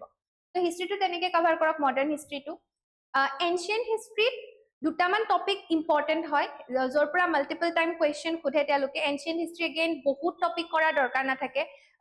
যদি কোনোবা এনেকুৱা হয় যে হিষ্ট্ৰি কৰি পেলাই মোৰ টাইম হোৱা নাই এনশিয়েন্ট মডাৰ্নটো ভালকে কৰিলো এনশিয়েন্ট হিষ্ট্ৰিৰ কাৰণে মই কি পঢ়িম এনশিয়েন্ট হিষ্ট্ৰিৰ কাৰণে আপোনালোকৰ যেটো বেদিক পিৰিয়ডৰ টাইম পিৰিয়ড থাকে সেইটো ইম্পৰ্টেন্ট হয় যৰ পৰা তেওঁলোকে কোৱেশ্চন খুধে তো এগেইন আপোনাক প্ৰিভিয়াস ইয়াৰ কোৱেশ্চন পেপাৰে গাইড কৰিব যে এনশিয়েন্ট হিষ্ট্ৰিৰ কোনবোৰ টপিকৰ পৰা কোৱেশ্চন আহিছে আগতে বেদিক পিৰিয়ডটো মই কভাৰ কৰিলো আপোনাৰ Harappan civilisation suppose Indus valley civilisation হক বা মহেঞ্জোদাৰো হাৰাপ্পা তাৰ ৰিলেটেড কোৱেশ্চন বেছিকে উঠে সেইখিনি টপিক কভাৰ কৰিল তো তেনেকে আপুনি সিলেক্টিভলি নিজে নিজৰ এটা ষ্ট্ৰেটেজি বনাই ল'ব পাৰে अगेन হেতু বেস কৰিব আপোনাৰ পিওয়াইকিউৰ ওপৰত যে প্ৰিভিয়াস ইয়াৰ কোৱেশ্চন পেপাৰত কোনবোৰ টপিক খুদিছে সেই হিচাপত আপুনি টপিকছখিনি কভাৰ কৰক সেইবোৰ টপিকৰ কাৰণে যিবোৰ টপিকৰ ওয়েটেজ কম্পাৰেটিভলি কম থাকে যত আপুনি এখন দুখন কিতাপ পঢ়ি গৈ পেলাই আপোনাৰ একো লাভ নহয় ঠিক তেনেকে art and culture again history এটা পাৰ্ট হয় আৰ্ট এণ্ড কালচাৰত বহুতে আপোনাক ক'ব নিতিন সিংহানিয়া পঢ়ক বা কোচিংৰ মেটেৰিয়েল পঢ়ক अगेन বহুত বেছি বাল্কি হৈ যায় নিতিন সিংহানিয়াখন বহুত বেছি ডাঙৰ কিতাপ তাত সব বস্তু আছে বাট अगेन আপোনাৰ আউটপুট ইনপুট ৰেশিওটো বহুত কম বহুত পঢ়িছে গোটেই কিতাপখন পঢ়ি যাক হাৰ্ডলি তাৰ পৰা এটা বা দুটা কোৱেশ্চন পাব তো তেনে ক্ষেত্ৰত আপুনি গোটেই কিতাপখন পঢ়ি টাইম ওয়েষ্ট কৰাৰ কথা নাথাকে সেইবোৰ টপিক अगेन আপুনি প্ৰিভিয়াস ইয়াৰ কোৱেশ্চন পেপাৰত যাক কি সুধিছিলে সাপোজ ইন্ডিয়ান ক্লাসিক্যাল ডান্সৰ ওপৰত সুধিছিলে ডান্সৰ টপিকটো ভালকে কৰক ইন্ডিয়ান ডান্স যদি সুধিছে ক্লাসিক্যাল ডান্স ক্লাসিক্যাল মিউজিকৰ ওপৰত কোৱেশ্চন হ'ব পাৰে জেনাৰেল এটা আইডিয়া তো হেতুৰ ওপৰত বেস কৰি তেনেকে আপুনি হেতু বস্তু কভাৰ কৰিব পাৰে তো প্ৰিভিয়াস ইয়াৰ কোৱেশ্চনৰ ওপৰত বেস কৰি পেলাই যিবোৰ আপোনাৰ এনেকুৱা টপিকস থাকে যোনবোৰৰ ওয়েটেজ এক্সামত কম থাকে হেতু আপুনি তেনেকে সিলেক্টিভলি চাব পাৰে তাৰ পিছত আপোনাৰ হিষ্ট্ৰি হল জিওগ্ৰাফি হল ইকোনমিক্স হৈ গল তো মোস্টলি আপোনাৰ প্ৰিলিমছ ৰিলেটেড টপিকস খিনি হৈ গল তো সেকেন্ড আকৌ প্ৰিলিমছৰ কাৰণে আৰু এটা বস্তু ইম্পৰ্টেন্ট হয় আপোনাৰ কাৰেন্ট এফেয়াৰ্ছৰ ক্ষেত্ৰত আকৌ হেতু হয় যে মাল্টিপল আপোনাৰ সোৰ্স আছে তো কোৰ পৰা মই কাৰেন্ট এফেয়াৰ্ছ সোৰ্সটো ফলো কৰিম তো কোনোবাই ক'ব ভিজন বহুত ভাল হয় কোনোবাই ক'ব দৃষ্টি আইছৰ পৰা ফলো কৰো তো কাৰেন্ট এফেয়াৰ্ছৰ কাৰণে মই নিজে যেটো কৰিছিল হেতু হল যে ডেইলি নিউজ পেপাৰ ৰিডিং তো নিউজ পেপাৰ পঢ়াটো কাৰোবাৰ এনেকুৱা হ'ব পাৰে যে টাইম বহুত যায় নিউজ পেপাৰ পঢ়িলে ইনিশিয়ালি তো বহুত যাব বুজুতে টপিকস বোৰ তেনেকুৱাকে আৰু এইটো বস্তু ফিগাৰ আউট কৰা নিউজ পেপাৰত অলপ টান হৈ যায় যে কোনটো বস্তু মোৰ এক্সামৰ কাৰণে ইম্পৰ্টেন্ট হয় কাৰণ তাত বহুত বেছি ইনফৰমেশন থাকে আপুনি সব একফালৰ পৰা পঢ়ি যাব আৰু তাৰ আধা ইনফৰমেশন আপোনাৰ এক্সামৰ কাৰণে ৰেলেভেন্ট নহয় তো হেতু বুজিবৰ কাৰণে তো আপুনি প্ৰথমতে যেতিয়া সিলেবাসখন আপোনাৰ ভালকে মনত হৈ যাব তেতিয়াহে আপুনি গম পাব আচ্ছা সিলেবাসৰ ৰিলেটেড এইটো টপিক আজি এডিটৰিয়েলত ডিসকাস কৰিলে আসাম ইকোনমিৰ ওপৰত কিবা এটা আৰ্টিকেল আহিল আচ্ছা এইটো মোৰ কাৰণে ৰেলেভেন্ট হয় ইয়াত যদি কিবা ডাটা পাইছো কিবা যদি ফিগাৰ পাইছো কিবা ইনফৰমেশন পাইছো হেতু মই এটা এক্সট্ৰা কপি বনাই পেলাই তাত মেইনটেইন কৰিম যেটো মই কৰিছিল নিউজ পেপাৰ মই পঢ়িছিলো ডেইলি আসাম ট্ৰিবিউনখন মই পঢ়িছিলো ইয়াৰ আগতে মই দা হিন্দু পঢ়িছিলো কিন্তু এপিএসসিৰ প্ৰিপাৰেচনৰ সময়ত মই দা হিন্দুখন বাতিলো অকল আসাম ট্ৰিবিউনতে ফোকাস কৰিছিলো তাৰ হলনি কোচিংয়ে আজিকালি আপোনালোকক মান্থলি ম্যাগাজিনবোৰ প্ৰভাইড কৰে তো মান্থলি ম্যাগাজিন আপোনালোকে পঢ়ক কিন্তু যদি পাৰে ডেইলি অলপ সলপ এটলিষ্ট ব্যাকগ্ৰাউণ্ডটো আপুনি নিউজবোৰ ৰাখি থৈ দিয়ক তেতিয়া কি হয় এবাৰ আপুনি পেপাৰত পঢ়িলে বা এনে গৈ পেলাই ডেইলি আপুনি কিছুমান যিকোনো আপুনি কোচিংৰ চাব পাৰে ডেইলি তেওঁলোকে আপোনাৰ কাৰেন্ট এফেয়াৰ্ছ এনালাইসিস কিছুমান বনাই ভিজনৰে হক বা তেনেকুৱা হক এটা পেজত তেওঁলোকে বা দুটা এটা পেজত তেওঁলোকে কভাৰ কৰে ডেইলি ইম্পৰ্টেন্ট নিউজখিনি কাৰণ আপুনি এবাৰ চালে মই নকওঁ যে আপোনালোকে ডেইলি নোটস বনাই যাওক নোটস নবনাব এবাৰ আপুনি তাতে চালে তো আপুনি গম পালে আজিৰ দিনটোত আচ্ছা এইকেইটা ইভেন্ট হৈছে এইকেইটা ইনফৰমেশন হৈছে সাপোজ এসসিওৰ কিবা মিটিং হৈ আছে আপুনি তাতে গম পালে আৰু তাতে ভাল কথাটো হল যে এসসিওৰ যদি মিটিং হৈছে একেলগে তেওঁলোকে কভাৰ কৰি দিব যে এসসিও কিমান চনত এস্টাব্লিশ হৈছিল কোন মেম্বাৰ কান্ট্ৰিজ আছে এনল এইবোৰ বস্তু अगेन আপোনাৰ এক্সামৰ কাৰণে ৰিলেভেন্ট হয় তো তেনেকে তাত সেইখিনি ইনফৰমেশন আপুনি এবাৰ পালে এতিয়া সেকেন্ড টাইম হ'ব আপোনাৰ কোচিংৰ পৰা আপুনি এটা মান্থলি কম্পাইলেচন পাব মান্থলি কম্পাইলেচনটো আপোনালোকে লওক আৰু মান্থলি কম্পাইলেচনটো ডেডিকেটেডলি কৰক ইয়াৰলি কম্পাইলেশ্যনো আহে কাৰেণ্ট এফেয়াৰ্ছৰ কাৰণে তো ইয়াৰলি কম্পাইলেশ্যনৰ কাৰণে ৰখি নাথাকিব কাৰণ সেইটো আপোনাৰ প্ৰিলিমছৰ এমাহ আগত ওলাব এমাহত আপুনি গোটেই বছৰটো নিউজ কভাৰ কৰিব ইফালে আপোনাৰ ষ্টেটিক পোৰ্শন কভাৰ কৰিব লগা থাকে তো বহুত বেছি আপোনাৰ খেলিমেলি হৈ যাব প্ৰিপাৰেচনটো সেইকাৰণে আপুনি ডেইলি schedule যেটো আপোনাৰ পঢ়াৰ কাৰণে যিমানখিনি আপুনি টাইম দিছে এটলিষ্ট হাফ এন আৱাৰৰ টাইম এটা ডেইলি কাৰেণ্ট এফেয়াৰ্ছক দিয়ক ডেইলি কাৰেণ্ট এফেয়াৰ্ছত আপুনি জাস্ট গম পালে হ'ল আচ্ছা এইটো বস্তু নিউজত আছে এইটো মানে নিউজ চলি আছে সাপোজ ইউএছ এৰ পৰা ট্যাৰিফ ইম্পোজ কৰিলে ইণ্ডিয়াৰ ওপৰত ইমানখিনি 25% এক্সট্ৰা ট্যাৰিফ লগাইছে বিভিন্ন ধৰণৰ ইন্টাৰনেশ্যনেল ইনফৰমেশনবোৰ তাত পাই যাব জাস্ট নিউজটো জানি থওক তেনেকে জানোতে নিউজটোৰ বেকগ্ৰাউণ্ডটো আপুনি জানিলে তাৰ ওপৰত এটা ইন্টাৰেষ্ট ডেভেলপ হ'ল সেকেন্ড টাইম যেতিয়া আপুনি মান্থলি কম্পাইলেশ্যন পঢ়িব যাব এক্স্যাক্টলি সেই টপিকবোৰে গোটেই মাহৰ সেই টপিকখিনি তেওঁলোকে কম্পাইল কৰি দিব তাত আপোনাৰ নিউজটো নতুন নালাগে কাৰণ আপুনি এবাৰ অলৰেডি পঢ়ি থৈছে তো মাইন্ডটো আমাৰ তেনেকে কাম কৰে যে চিনাকি বস্তুবোৰ দেখিলে আপুনি হেইটোত বেছি ইন্টাৰেষ্টটো ল'ব আৰু তাৰ ইনফৰমেশনখিনি ৰিটেইন কৰিবৰ কাৰণে আপোনাৰ ইজি হৈ যায় কাৰণ পঢ়োতে আপোনাৰ এনেকুৱা লাগিব আচ্ছা এইটো মই আগতে পঢ়ি থৈ দিছো তো ব্ৰেইনটোক তেনেকে আপুনি মানে কামত লগাব লাগিব মানে হিউম্যান ব্ৰেইনটো তেনেকে কাম কৰে নতুন ইনফৰমেশন যদি দেখে তো অকনমান আপোনাৰ এক্সামৰ ফ্ৰন্টত মনত ৰখাটো খেলিমেলি হৈ যায় যে এইটো মই দেখাই নাই ভয় খালে এনজাইটি আহিলে আৰু মনত নাথাকে কিন্তু এবাৰ যদি আপুনি দেখিও থৈছে দৰকাৰ হলে আপুনি তাক ভালকে পঢ়াও নাই ষ্টিল আপোনাৰ এনেকুৱা এটা ফিল আহিব যে এইটো বস্তুটো মই আগতে পঢ়ি থৈ দিছো তো ইজি হ'ব তো হেইটো বস্তু তো মান্থলি কম্পাইলেশ্যনটো আপুনি কৰক ইয়াৰলি কম্পাইলেশ্যনলৈকে ৰখি নাথাকিব কাৰেণ্ট এফেয়াৰ্ছটো তাৰ পৰা কভাৰ হৈ যাব আৰু এটা ইনষ্টিটিউটকে ফলো কৰিব এনেকুৱা নহয় 10টা ইনষ্টিটিউট পঢ়িম এটা ইনষ্টিটিউট যেটো ইনষ্টিটিউট আপুনি জয়েন কৰিছে তেওঁলোকে যি প্ৰভাইড কৰিছে ৰিলিজিয়াছলি ফলো কৰিছে এইটো নাভাবিব যে বেলেগ ইনষ্টিটিউটত পঢ়িছে তেওঁলোকে চাগে কিবা বেলেগ ইনফৰমেশন সেইবোৰ একো কামত নাহে আপুনি যেটো পঢ়িছে ৰিলিজিয়াছলি পঢ়ক এক্সামত গৈ পেলাই সেইখিনি যদি আপুনি প্ৰডিউস কৰিব পাৰিছে তাতে তো আপোনাৰ এক্সাম ওলাই যাব প্ৰিলিমছে হওক লাগিলে মেইনছে হওক ওলাই যাব খালি সেই বিলিফটো থাকাটো দৰকাৰ যেটো আপুনি পঢ়ি আছে আপোনালোকে জানিব যে এইটো সোৰ্স মই পঢ়িছো যদি ইয়াৰ পৰাই মই কোৱেশ্চন এটেম্প কৰিব পাৰিম হেতু বস্তু আপোনালোকে চাব লিমিটেড ৰিসোৰ্সেছৰ মাজত কাৰেণ্ট এফেয়াৰ্ছটো তেনেকে আপোনালোকে কভাৰ কৰিব পাৰে কাৰেণ্ট এফেয়াৰ্ছৰ পিছত নেক্সট আহিল আমাৰ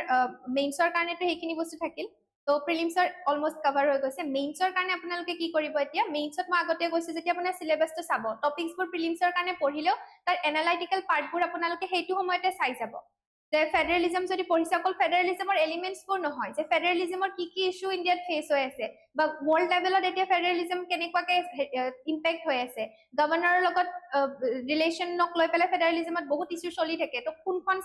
ষ্টেটৰ মাজত কি চলি আছে সেই ইনফৰমেশনবোৰ আপোনালোকে দুটা জায়গাত পাব এটাতো আপোনালোকে কাৰেণ্ট এফেয়াৰ্ছত পাব সাপোজ আজি তামিলনাডু গভৰ্ণৰৰ লগত তামিলনাডুৰ গভৰ্ণমেন্টৰ কিবা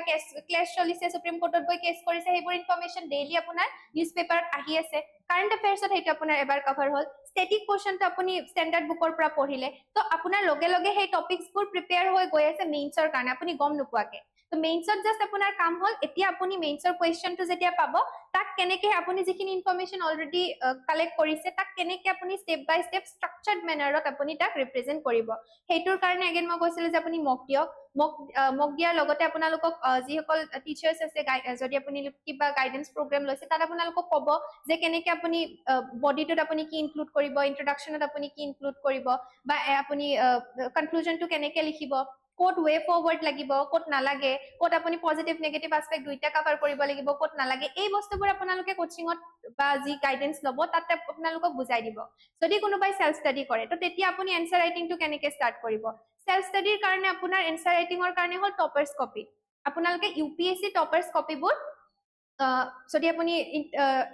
ইন্টাৰনেটত যায় তাত গৈ পেলাই আপুনি জাস্ট ইউপিএসসি টপাৰ্স কপি বুলি যদি মাৰি দিয়ে তেতিয়াও তাতে একদম আপুনি ধুনিয়াকে ডিটেইলছত বহিবোৰ পাই যাব তো এতিয়া আপুনি 10টা টপাৰ 10খন কপি ডাউনলোড কৰিছে 10খন কপি চাই আছে তো হেতু নকৰিব হেতু নকৰি আপুনি কি কৰিব পাৰে বেছি অৰ্গানাইজড মেনাৰত কৰাৰ কাৰণে মই কৰিছিলো কি প্ৰথমতেটো ইউটিউবত আপুনি কিছুমান এনেকুৱা ভিডিও দেখি যে এইটো ইয়াৰত GS1 ৰ হাইয়েষ্ট স্কোৰ পোৱা এইজন টপাৰ আছে তো সেই হাইয়েষ্ট স্কোৰ পোৱা যিজন টপাৰ আছে তেখেতৰ কপিখন যি আছে ইন্টাৰনেটত যাক তেখেতৰ কপিখন মাৰক তো তেওঁ কেনেকে এনসাৰটো ফ্ৰেম কৰিছে GS1 ত এইজন টপাৰৰ হাইয়েষ্ট স্কোৰ আছিল তো GS1 ৰ কাৰণে তেওঁৰ কপিখন মই উলিয়ালো 2018 ৰ 19 ৰ 20 তেনেকে তিনিজন মান টপাৰৰ GS1 ৰ টপি উলিয়ালো ঠিক তেনেকে GS2 পেপাৰখনৰ কাৰণে अगेन হাইয়েষ্ট স্কোৰাৰ তেনেকুৱা তিনিজন টপাৰৰ কপি উলিয়ালো এতিয়া সেই তিনিখন কপি ভালকে আপুনি এনালাইজ কৰক যে কোনটো কোৱেশ্চন কেনেকে হুদুতে তেওঁ কেনেকে তাক ষ্ট্ৰাকচাৰ কৰিছে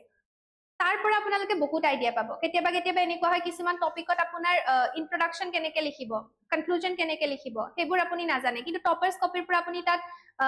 সব ইনফৰমেশন পাই যায় কিছুমান এক্সট্ৰা ডেটা পাব যেটো হয়তো মই পঢ়া নাছিলো কিছুমান ভাল ভাল পইণ্ট পাব যেটো হয়তো মই পঢ়া নাছিলো সেই টপিকটো ৰিলেটেড বা তাত কিছুমান কোড পাব যিবোৰ মই পঢ়া নাছিলো তো তেনেকে সেই টপাৰ্স কপিৰ পৰা আপোনালোকে এটা সেপাৰেট বুক মেইনটেইন কৰি পেলাই সেই যিবোৰ ইনফৰমেশন কোড হক বা তেনেকুৱা এক্সট্ৰা কিছুমান পইণ্ট হক সেইবোৰ আপুনি নোট ডাউন কৰি যাওক এই কোডছবোৰ কি হয় মানুহে ভাবে যে আপোনাৰ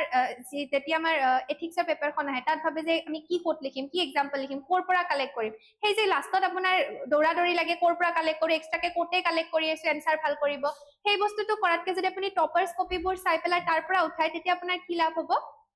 আপুনি কনটেক্সটটো গম পালে যে আচ্ছা এইটো কোডটো অকল মুখস্থ কৰিলে নহব কোনটো টপিকত সেই কোডটো ইউটিলাইজ কৰিম সেইটো জানিব লাগিব টপাৰ্স কপি আপোনাক সেইটো আইডিয়া দিব যে এইটো কোডটো আচ্ছা এই টপিকটোৰ লগত ৰিলেভেন্ট হয় ইয়াত এনেকে ইউটিলাইজ কৰিছে তো নেক্সট টাইম যদি এনেকুৱা ধৰণৰ টপিক কিবা আহে মই তাত ইউজ কৰিব পাৰিম সেই বস্তুটো আপুনি টপাৰ্স কপি চালে তাৰ পৰা গম পাব তাৰ পৰা তাক এনালাইসিস কৰক তো সেলফ ষ্টাডি কৰা সকলে টপাৰ্স কপি চাই পেলাই তেনেকে এনসাৰ ৰাইটিংৰ ক্ষেত্ৰত আগবাঢ়িব পাৰে আৰু ডেফিনেটলি মই সাজেষ্ট কৰিম যে এনসাৰ কপি চালে এনসাৰ লিখিলে ঠিক আছে এটলিষ্ট আপোনালোকে অনলাইনে হক অফলাইনে হক মক দি পেলাই আপোনাৰ কপিবোৰ চেক কৰক কাৰণ তাত চাই পেলাই আপুনি তাত এনেকুৱা লাগিব আচ্ছা ময়ো পাৰিম বহুতটো ইজিয়ে হয় কাৰণ টপাৰ্স কপিবোৰ তেনেকুৱা হয় আপোনাক সেই ফিলটো দিব যে ইমান সিম্পল কথা লিখিছে কিন্তু এক্সামত গৈ সবে সেই সিম্পল কথাবোৰে লিখি থয় কাৰণ তাত কিবা এক্সট্ৰা অৰ্ডিনাৰী বস্তু আপোনাৰ মনত নপৰে যিবোৰ সবে পঢ়ি আছে যিবোৰ আপুনিও জানে তেওঁলোকেও জানে সেইখিনিয়ে ময়ো জানো তো ময়ো গৈ এক্সামত হেয়ে লিখিম আপুনিও গৈ হেয়ে লিখিব খালি তাক কেনেকে ষ্ট্ৰাকচাৰ কৰিব সেইটো বস্তু যদি জানে আৰু এক্সামত গৈ আপুনি সেইখিনি যদি মনত কৰিব পাৰে সেইটোৱে আপোনাৰ কপিখন বেলেগৰ পৰা ডিফাৰেন্ট কৰিব তাত আপুনি এইটো ভাবি নাযাব যে মই কিবা বেলেগ পঢ়ি দুটা তিনটা সোৰ্স পঢ়ি এক্সট্ৰাই লিখি থৈ আহিম কোনো এইটো কৰিব নোৱাৰে সেইখিনি সময়ত সবে সেই সিম্পল কথাবোৰ সিম্পল পইণ্টছবোৰে লিখিব তো সেইকাৰণে আপুনি টপাৰ্স কপি চাক তাৰ পৰা আপুনি এইটো ফিল পাব যে আচ্ছা ইহঁতে এইটো বস্তুত এইখিনিয়ে দেখোন লিখছে এইখিনিতো ময়ো জানো ময়ো লিখিব পাৰিম কনফিডেন্স বিল্ড হ'ব লগতে আপোনাৰ এনসাৰ ৰাইটিংৰ আইডিয়াটো আপুনি তাৰ পৰা পাই যাব তো মেইনছৰ কাৰণে হেতু স্ট্ৰ্যাটেজি আপোনাৰ কামত আহিব ক্ৰিটিক্যাল এনালাইসিস আহিব যদি আপুনি নিউজ পেপাৰ ৰিডিং কৰে আপোনাৰ যিখিনি এডিটৰিয়েলছ আছে সেইখিনি যদি চাই লগতে আপোনালোকৰ টিচাৰ্ছ সকলে যেতিয়া পঢ়ায় তেওঁলোকে যিকোনো টপিকৰে সব ডাইমেনশনছ দিয়ে যে এইটো পজিটিভ পইণ্টছ এনেকুৱা হয় নেগেটিভছবোৰ এইবোৰ হয় সব বস্তু আপোনালোকে কভাৰ কৰিয়ে দিয়ে তো তেওঁলোকে যেনেকে ভাবে টিচাৰ এজনে যেতিয়া পঢ়ায় অকল টপিকটোত গুৰুত্ব নিদিব তেওঁ পঢ়াওতে এই বস্তুটোতো গুৰুত্ব দিব আচ্ছা তেওঁ ছাৰে বা মেমে এই বস্তুটো যেতিয়া পঢ়াইছে এইটো টপিক পঢ়াওতে তেওঁ আৰু কি বেলেগ টপিকৰ লগত কেনেকে লিংক কৰিছে ইকনমিক্সতে তেওঁ কিবা এটা ইনফ্ৰাষ্ট্ৰাকচাৰ পঢ়াই আছে ইনফ্ৰাষ্ট্ৰাকচাৰৰ লগত তেওঁ সোশ্যাল এম্পাৱাৰমেন্টৰ কিবা কনসেপ্ট লিংক কৰি পেলাই কলে নেকি কিবা এটা কথা এই পইণ্টবোৰ কেচ কৰিবৰ কাৰণে ট্ৰাই কৰিব সাপোজ কবাত ৰুৰেল ডেভেলপমেন্টৰ কাৰণে আমি কিবা পঢ়ি আছো ইনফ্ৰাষ্ট্ৰাকচাৰ ৰিলেটেড যে অসমালাৰ আন্ডাৰত ইমানখিনি ৰোডছ কনষ্ট্ৰাকচন হৈছে ৰুৰেল এৰিয়াত অমুকৰ লগত অমুকত লিংক এষ্টাব্লিছ হ'ল তো তাক সাপোজ উইমেন এম্পাৱাৰমেন্টৰ লগত ৰিলেট কৰি দিলে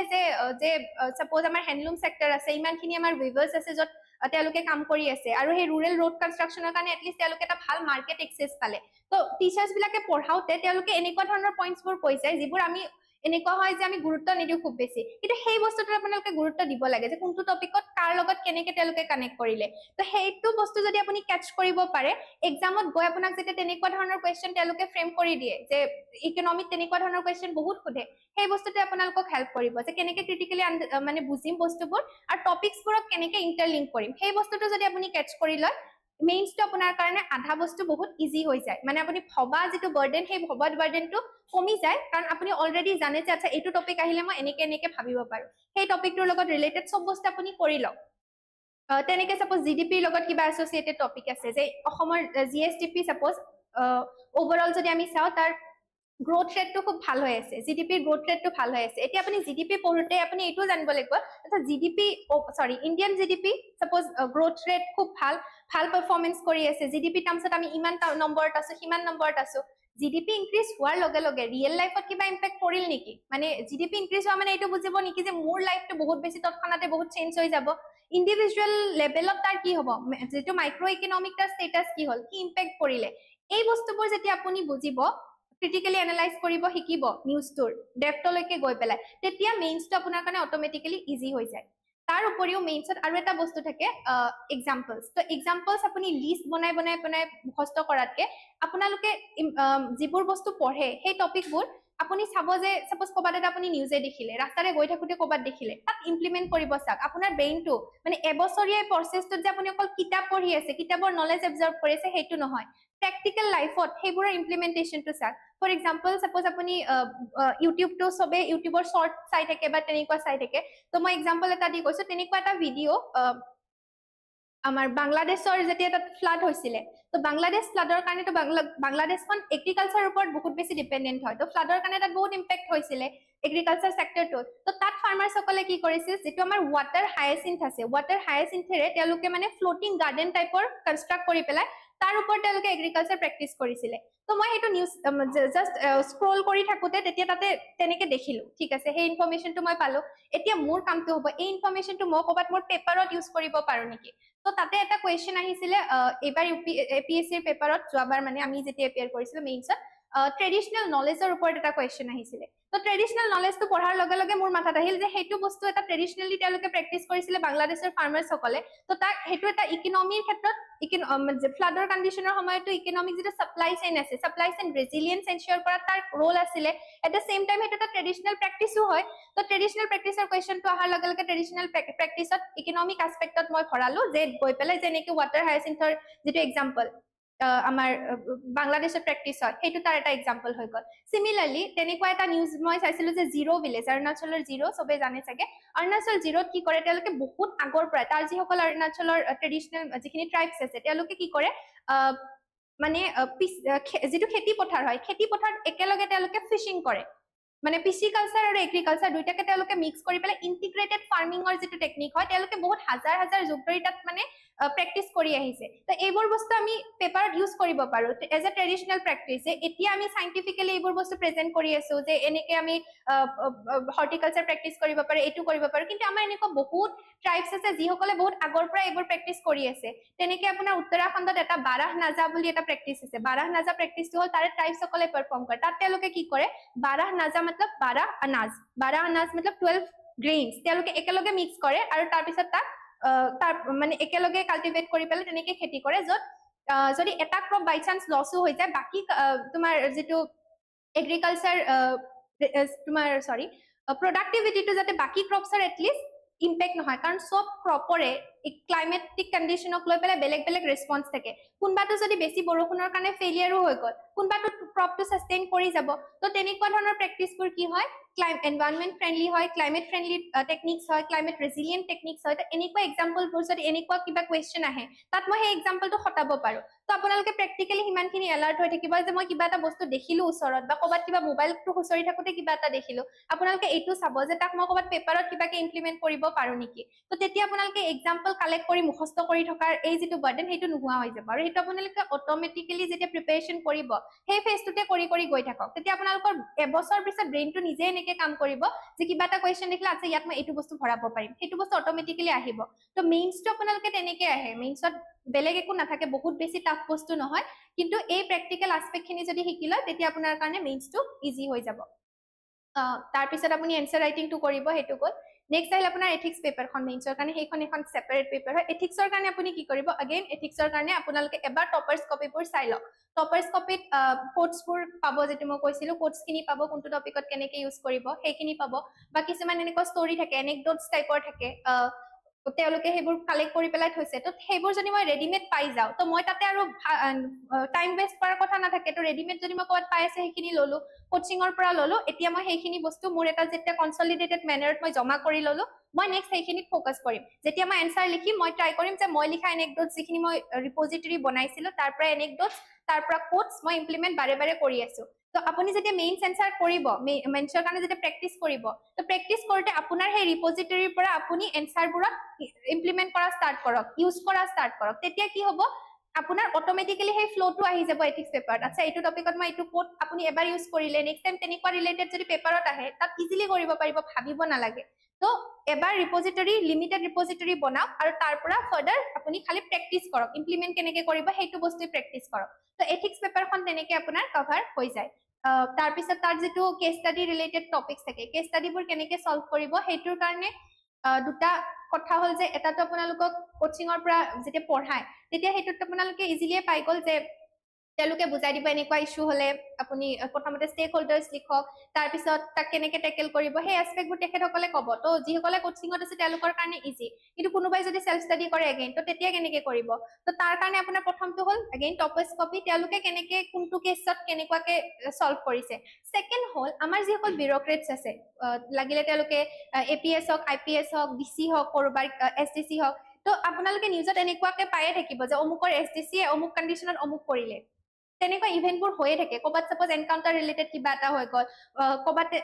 ল এণ্ড অৰ্ডাৰ সিচুৱেচন কিবা এটা এৰাইজ হৈছে আৰু অমুক এছডিসিয়ে গৈ পেলাই বা অমুক ডিসিয়ে গৈ পেলাই এনেকে সিচুৱেচনটো হেন্ডেল কৰিলে এই যিবোৰ ৰিয়েল লাইফ এক্সাম্পলছ আছে এইবোৰে আপোনাক কেছ ষ্টাডি সলভ কৰাত হেল্প কৰিব ই আপোনাক তাৰ পৰা আপুনি এটা আইডিয়া ল'ব পাৰে যে আচ্ছা এইটো সিচুৱেচনটো সলভ কৰাৰ কাৰণে বা ৰিজলভ কৰাৰ কাৰণে এইটো এপ্ৰ'চ লোৱা হৈছিলে সিমিলাৰলি কেতিয়াবা এনেকুৱা হয় যে কিছুমান সিচুৱেচনত কিছুমান অফিচাৰ্ছ গৈ পেলাই আৰু ফাৰ্ডাৰ ফিউল কৰি দিয়ে সিচুৱেচনটো আৰু বেছি বেয়া হৈ যায় তাৰ পৰা আপোনালোকে শিকিব পাৰিব যে আচ্ছা এইটো সিচুৱেচনত এনেকে বিহেভ কৰিব নালাগিছিল বা এইটো কোৱালিটি ইয়াত ইমপ্লিমেন্ট কৰিব নালাগিছিল তো এই বস্তুবোৰ আপোনালোকে তেনেকে ৰিয়েল লাইফ এক্সাম্পলৰ পৰা শিকিব পাৰে তো আপোনালোকৰ দুটা হৈ গ'ল এটা হ'ল আপুনি টপাৰ্ছ কপিৰ পৰা আইডিয়া পাব সেকেন্ডটো হ'ল ৰিয়েল লাইফৰ যিবোৰ আপোনালোকৰ বিউৰোক্ৰেটছ আছে তেওঁলোকে কেনেকে কাম কৰি আছে সেইবোৰো যদি আপোনালোকে ভালকে ফলো কৰি যায় তাৰ পৰা আপোনালোকে বহুত আইডিয়া পাই যাব আৰু সেকেন্ডটো হ'ল আপোনালোকে কেছ ষ্টাডি সলভ কৰক যিমান বেছি কেছ ষ্টাডি সলভ কৰিব সিমানে বেছি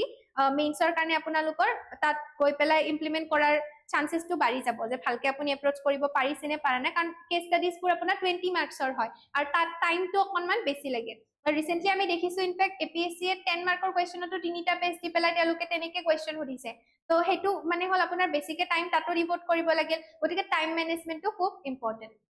তো পেপাৰখিনি আপোনালোকে কেনেকে টেকেল কৰিব হয়তো আপোনালোকে এটা ৰাফ আইডিয়া পাইছে কিবা হলেও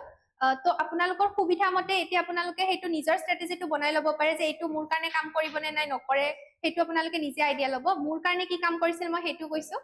যিখিনি আপোনালোকে ভাবে যে এইখিনি আমাৰ কাৰণে ভাল হ'ব পাৰে সেইখিনি আইডিয়া আপোনালোকে ল'ব পাৰে তো নেক্সট আহিল আপোনাৰ টাইম মেনেজমেন্ট যেটো ফাৰ্স্ট অটেম্পটত মোৰ হোৱা নাছিল টাইম মেনেজমেন্ট নোহোৱাৰ কাৰণে মই কোৱেশ্চন এৰি থৈ আহিছো টাইম মেনেজমেন্টটো কেনেকে আহিব মোষ্টলি মেইনছত প্ৰিলিমছতটো এইটো ইস্যু নাহে টাইম মেনেজমেন্টৰ মেইনছৰ কাৰণে আপুনি কি কৰিব পেপাৰ কেনেকে এটেম্প কৰিব মই হেতু কৈ আছো টাইম বচাবৰ কাৰণে টাইমত আপুনি পেপাৰ কেনেকে কমপ্লিট কৰিব ফাৰ্স্টটো আপুনি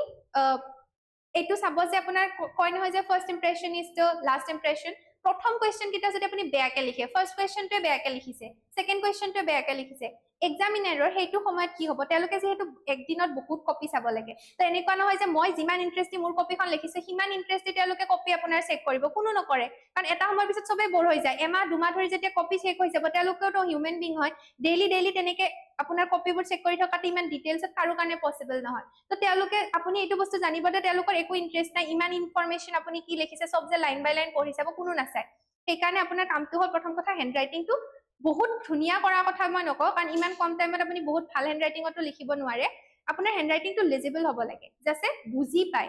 এক্সামিনাৰে যাতে বহুত মানে হেণ্ড ৰাইটিংটো চাই পেলাই বহুত প্ৰেছাৰ দিব লগা নহয় যে কি লিখিছে শব্দটো বুজিয়ে পোৱা নাই তেনেকুৱা ক্ষেত্ৰত কাটি দিব আপোনাৰ ইমান ইম্পৰ্টেন্স দি পেলাই আপোনাৰ প্ৰতিটো ৱৰ্ড চাই নাথাকে তো হেণ্ড ৰাইটিংটো অকণমান লিজিবল কৰাটো দৰকাৰ সেকেন্ড হ'ল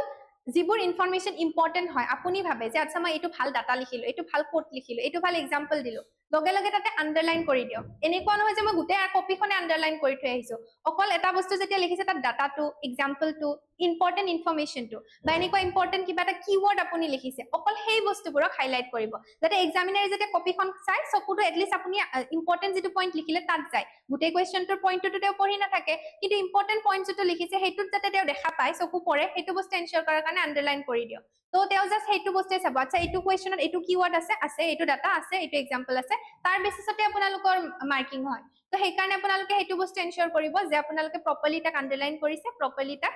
যিবোৰ ইনফৰমেশন আছে হাইলাইট কৰিছে হাইলাইট কৰাৰ কাৰণে দুটা তিনিটা কলম ইউজ কৰিব নালাগে যেটো কলমেৰে আপুনি লিখিছে ব্লেক কালাৰ পেন ইউজ কৰিব কয় তো ব্লেক কালাৰ যদি লিখিছে বা ব্লু কালাৰৰ পেন ইউজ কৰিব পাৰে মেইনছত তো ব্লেক ব্লু যিহেৰে লিখিছে সেম পেনেৰে আন্ডাৰলাইন কৰি যাওক বহুত একদম ফ্লাৱাৰী ল্যাঙ্গুৱেজ লিখাৰ দৰকাৰ নাই সিম্পল ল্যাঙ্গুৱেজত লিখক খালি আপোনাৰ কি পইণ্টছবোৰ তাত থাকিব লাগিব এনসাৰ ৰাইটিংত সেকেন্ড এনসাৰ ৰাইটিংৰ এটা বস্তু হ'ল কি আপোনাৰ সাব হেডিং বনোৱাটো এনসাৰ ৰাইটিংৰ কাৰণে কৈ আছো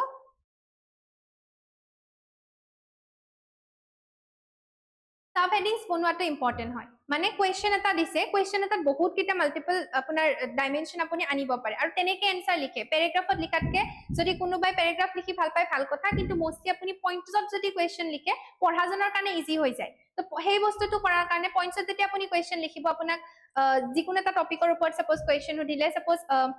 আপোনাৰ ৰুৰেল ইনফ্ৰাষ্ট্ৰাকচাৰ লৈ পেলাই কিবা এটা কোৱেশ্চন আপোনাৰ আহিছে বা ইনফ্ৰাষ্ট্ৰাকচাৰ ৰিলেটেড যিকোনো কিবা এটা কোৱেশ্চন আহিল তো সেইটো যেতিয়া আপুনি লিখিব যে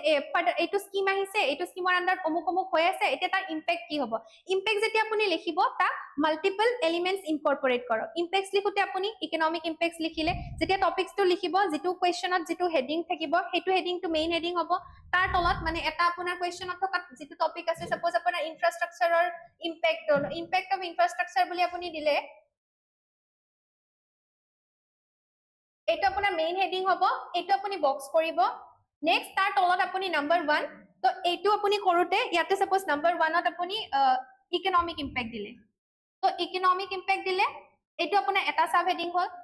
ইকোনমিক ইম্পেক্টৰ আন্ডাৰতে ইকোনমিক এটা কি ইম্পেক্ট হ'ব ৰুৰেল ইকোনমিক কেনেকে ইম্পেক্ট কৰিব বা আপোনাৰ উইমেন এম্পাৱাৰমেন্টৰ ক্ষেত্ৰত মানে উইমেনৰ লেবাৰ ফোৰ্স পাৰ্টিসিপেশন ইনক্ৰিজ কৰাত কেনেকে হ'ল এইবোৰ সব ইকোনমিক ডাইমেনশনবোৰ আপুনি ইকোনমিক এক্সপেক্টত একেলগে কভাৰ কৰক এক্সাম্পল যদি আছে লিখক সৰু সৰু কিৱৰ্ডছ লিখিব বহুত গুটে ফুল সেন্টেন্স লিখি কপিখন ভৰাব নালাগে টাইম মেনেজমেন্ট যদি কৰিব বিচাৰিছে ইকোনমিক ডাইমেনশন সাপোজ আপুনি ৰুৰেল উইমেনৰ যেটো আপোনাৰ লেবাৰ ফোৰ্স পাৰ্টিসিপেশন ইমপ্ৰুভ হ'ল তো জাস্ট কিৱৰ্ডছ খিনি লিখিলে এক্সাম্পলটো দিলে দ্যাটস ইট তাতকে বেছি আপুনি কোৱেশ্চনত কভাৰ কৰিব লগা নহয় সিমিলাৰলি সেকেন্ড পইণ্টটো দিলে সোশ্যাল ইম্পেক্ট কি হ'ল তো তেনেকে আপুনি মাল্টিপল হেডিংছত কোৱেশ্চনবোৰ এপ্ৰোচ কৰক তেতিয়া এক্সামিনাৰৰ চাউতে সুবিধা হয় আৰু এনেকুৱা লাগিব যে আপুনি বহুত ডাইমেনশন কভাৰ কৰিছে ইজিলি বস্তুবোৰ চকুত পৰে তো পইণ্ট ওয়াইজ মেনাৰ যদি আপুনি লিখিব এনসাৰবোৰ তো সেইটো এস্পেক্ট আপুনি চাব পাৰে তো মেইন আনসাৰ ৰাইটিং ৰিলেটেড হেখিনি মোৰ ক'বলগীয়া আছিল এক্সাম্পলস কেনেকে কোড কৰিব কোডছ এণ্ড অল হেখিনি মই আপোনালোকক অলৰেডি কৈছো ষ্ট্ৰাকচাৰিংটোৰ কথা কৈ আছো সিমিলাৰলি মেপটো এটা খুব ইম্পৰ্টেন্ট এস্পেক্ট হয় মোষ্ট আপুনি জিওগ্ৰাফিত মেপছ ইউজ কৰিব পাৰে হিষ্ট্ৰীটো মেপ ইউজ কৰিব পাৰে তো এক কিবা এটা কোৱেশ্চন আহিছে সাপোজ আপোনাৰ একো আইডিয়া নাই ইকোনমিতে সাপোজ কিবা এটা কোৱেশ্চন আহিলে তাতো আপুনি মেপ ইউজ কৰিব পাৰে সাপোজ আপোনাৰ ৰাইস কাল্টিভেশনৰ ওপৰত বা ক্লাইমেট চেঞ্জ লৈ পেলাই ৰাইস কাল্টিভেশনৰ ওপৰত কিবা এটা লিংক কৰি পেলাই তেওঁলোকে কোৱেশ্চন সুধিছে যে ৰিসেন্ট ইয়াৰ্ছত এইটো সেক্টৰত কেনেকুৱা আপোনাৰ ইম্পেক্ট কৰিছে ক্লাইমেট চেঞ্জৰ কাৰণে তো তাতে সাপোজ আপুনি এখন ইণ্ডিয়াৰ সৰুকে মেপ এখন ড্ৰ কৰি দিলে তো ইণ্ডিয়ান মেপ এখন ড্ৰ কৰিলে ইজিলি কম টাইমতে হোৱাকে তো আপোনাৰ মেপবোৰ পাৰফেক্ট হ'ব নালাগে জাস্ট আপোনাৰ এটা ৰাফ আইডিয়া থাকিলে হৈ গ'ল মেপখনৰ তো মেপ এখন ড্ৰ কৰিলে ইয়াতে ইণ্ডিয়াৰ মেজৰ যিবোৰ আপোনাৰ ৰাইস কাল্টিভেটিং এৰিয়াজ আছে সেইবোৰ আপুনি হাইলাইট কৰি দিয়ক নামবোৰ লিখি থাকিব নালাগে সাপোজ পাঞ্জাবৰ এটো ৰিজন আছে যত আমি গ্ৰীণ ৰেভলিউশন দেখিছো তো পাঞ্জাব হাৰিয়ানা ৰিজনটো আপুনি হাইলাইট কৰিলে আসামত কম বেছি পৰিমাণৰ হয় হেতু আপুনি লিখিলে এতিয়া আপুনি তাক ডিভাইড কৰি দিয়ক তো মেপত আপোনালোকৰ এই বস্তুবোৰ আপুনি লিখি থকাতকে যে এইটো এৰিয়াত আমাৰ বেছি ৰাইস কাল্টিভেশন আছে হেতু এৰিয়াত হৈছে মেপত আপুনি ইজিলি বুজাই দিব পাৰে মেপখন চালে যাতে আইডিয়া পাই যায় যিকোনো ক্ৰপিং প্যাটাৰ্নৰ ওপৰত যদি কোৱেশ্চন আহে আপোনালোকে তাত মেপ ড্ৰ কৰিব পাৰে কোনবোৰ এৰিয়া আছে যত সেই ক্ৰপবোৰ প্ৰেক্টিস কৰা হয় তাত আপুনি দেখাই দিলে তো মেপখনত আপোনাৰ সেই গুটে ইনফৰমেশন খিনি গুছি গল এতিয়া আপুনি তাৰ যদি কিবা ডিসকাশন ফাৰ্দাৰ ক্ৰিটিক্যাল এনালাইসিস কৰিব লগা হয় যে আচ্ছা গ্ৰীণ ৰেভলিউশনৰ ইম্পেক্টটো অকল পাঞ্জাব হাৰিয়ানা ৰিজনটোতে কিয় বেছিকে হৈছিল এইখিনি এৰিয়াত তাৰ ৰেপাৰকাশনস কি হল বেছিকে কাল্টিভেশন কৰাৰ কাৰণে সাপোজ গ্ৰীণ ৰেভলিউশনৰ সময়ত বহুত বেছি ফাৰ্টিলাইজাৰ ইউজ কৰি এতিয়া যদি আমি চাও তাত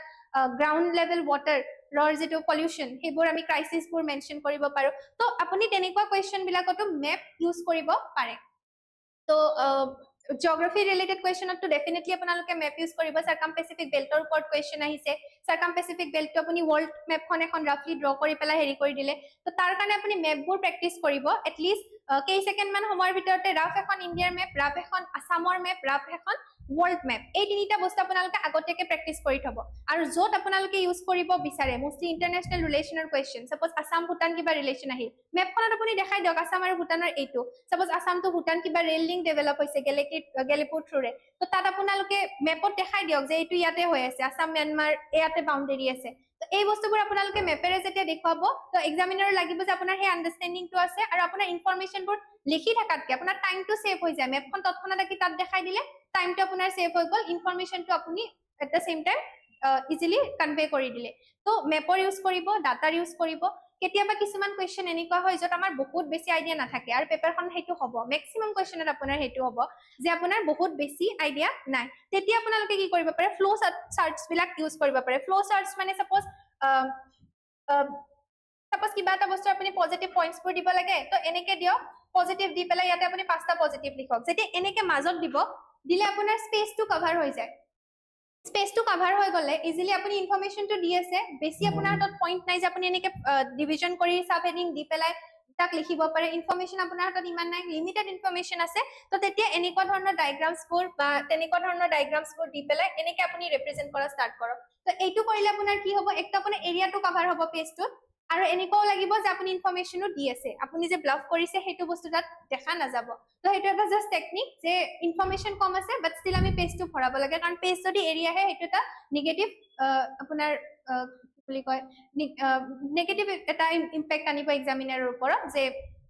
আপোনাৰ হাতত ইনফৰমেশন এইটো কনভে কৰিব তো তাতকে ভাল আপুনি এনেকুৱা ধৰণৰ ডায়াগ্ৰামবোৰ ইউজ কৰি পেজটো কভাৰ কৰক সেইবোৰ সেই কোৱেশ্চনৰ কাৰণে ইমপ্লিমেন্ট হ'ব যত আপোনাৰ ইনফৰমেশন কম থাকিব লিমিটেড যত আপোনাৰ হাতত ভাল ইনফৰমেশন আছে তাতে আপোনাক এইটোৱে সাজেষ্ট কৰা যাব যে আপুনি হেডিং লিখক সাব হেডিং লিখক আৰু ভালকে ইনফৰমেশনবোৰ কনভে কৰক যাতে এটলিষ্ট যিকিটা কোৱেশ্চন আপুনি ভালকে জানে তাত আপুনি আউট অফ 10 7 মাৰ্কস 6.5 মাৰ্কস ভাল মাৰ্কস উঠাই লওক যত নাজানে তাত এনেকে লিখিলে আপুনি 2 বা 1.5 মাৰ্ক তো পায়ে যাব আৰু 0.55 এড হৈ পেলাই তেনেকে আপুনি লিষ্টত আহি যাব কোনোবা আপোনাতকে 1 নম্বৰ বেছি পাইছে 2 নম্বৰ বেছি পাইছে আপুনি ভাবক এখন পেপাৰত 20টা কোৱেশ্চন যদি থাকে তো 20টা কোৱেশ্চনত 0.5 কে আপুনি 10 মাৰ্ক আপুনি বেলেগতকে বেছি পালে তো সেই বস্তুটো কোনবাই যদি কৰা নাই আপোনাতকে 10 মাৰ্ক কম পালে গুটেই কেখন পেপাৰ মিলে আপুনি কিমানখিনি গ্যাপ আহিব আৰু আপুনি সিভিল সাৰ্ভিসেছৰ লিষ্টত আহিবৰ কাৰণে আপুনি 5-10 মাৰ্কৰ গ্যাপে যথেষ্ট 5 মাৰ্কৰ কাৰণে কোনবা বাহিৰ কোনোবাই পাই যাব তো সেই বস্তুটো তো হেইটোৰ কাৰণে আপুনি এনেকুৱা ধৰণৰ যিবোৰ টেকনিক্স আছে মেইনছত এইবোৰ ইউটিলাইজ কৰিব পাৰে বাকি ইন্টাৰভিউ ফেজটো আপোনালোকক অলৰেডি কৈছোৱে যে পাৰ্সোনালিটি ডেভেলপমেন্টৰ কাৰণে প্ৰি আৰু মেইনছৰ প্ৰিপাৰেচনৰ লগে লগে আপোনালোকৰ সিলেবাসৰ যিবোৰ কোৱালিটিজ আছে এইবোৰ নিজে ইনকালকেট কৰা ষ্টাৰ্ট কৰক তো অটোমেটিক্যালি এটা টাইমৰ পিছত হেইটো আপোনাৰ পাৰ্সোনালিটিত ৰিফ্লেক্ট হোৱা ষ্টাৰ্ট হ'ব তো প্ৰিপাৰেচন ৰিলেটেড মানে বিগিনাৰ সকলৰ কাৰণে এইখিনি মোৰ ক'বলগীয়া আছিলে যেটো টাইমও নাই আৰু বেলেগ আপোনালোকৰ আৰু অতিথি কোনোবা আছে নিশ্চয় তেখেতসকলে নিজৰ ইনসাইটস দিব তো এইখিনিৰ পৰা আই থিংক আপোনালোকে যিখিনি ভাল বুলি ভাবে নিজৰ মতে ইমপ্লিমেন্ট কৰি ল'ব আৰু আপোনালোকৰ যদি লাভ হয় আই জাস্ট উইশ যে নেক্সট ইয়াৰ আপোনালোক আটাই যাতে ফাইনেল লিষ্টত আহি যায় তো that's it thank you so মাচ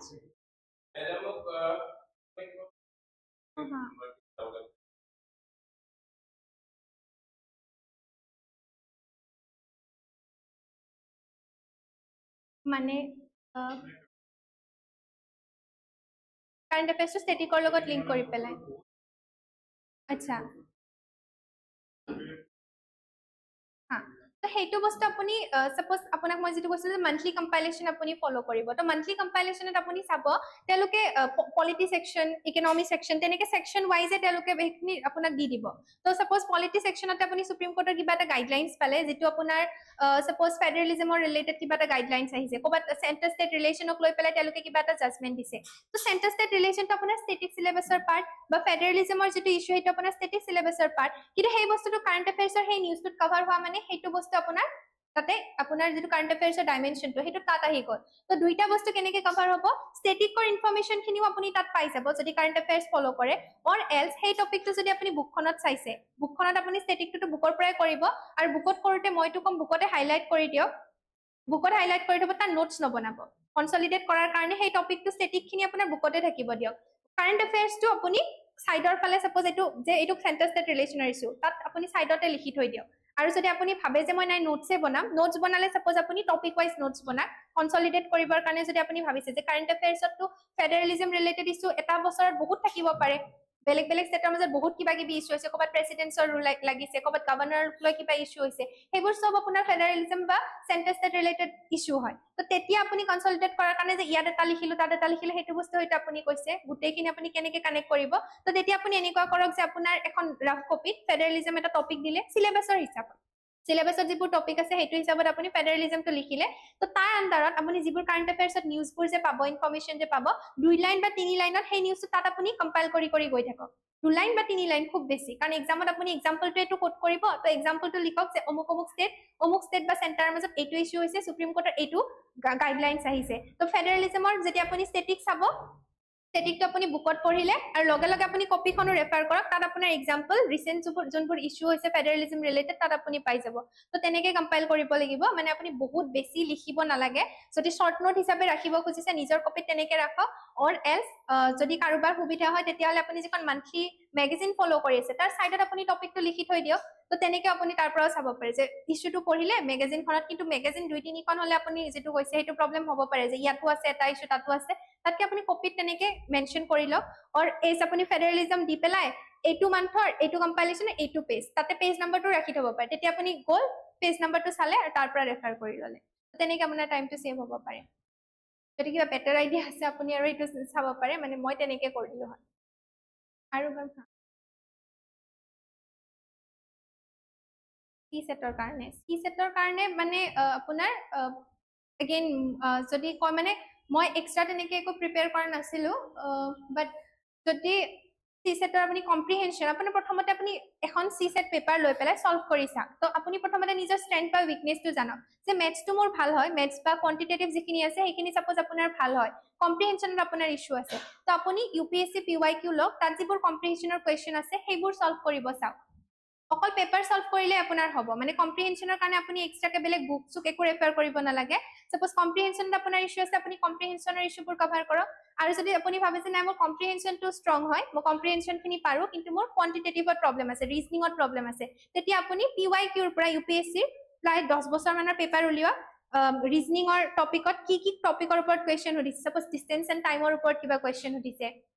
বা আপোনাৰ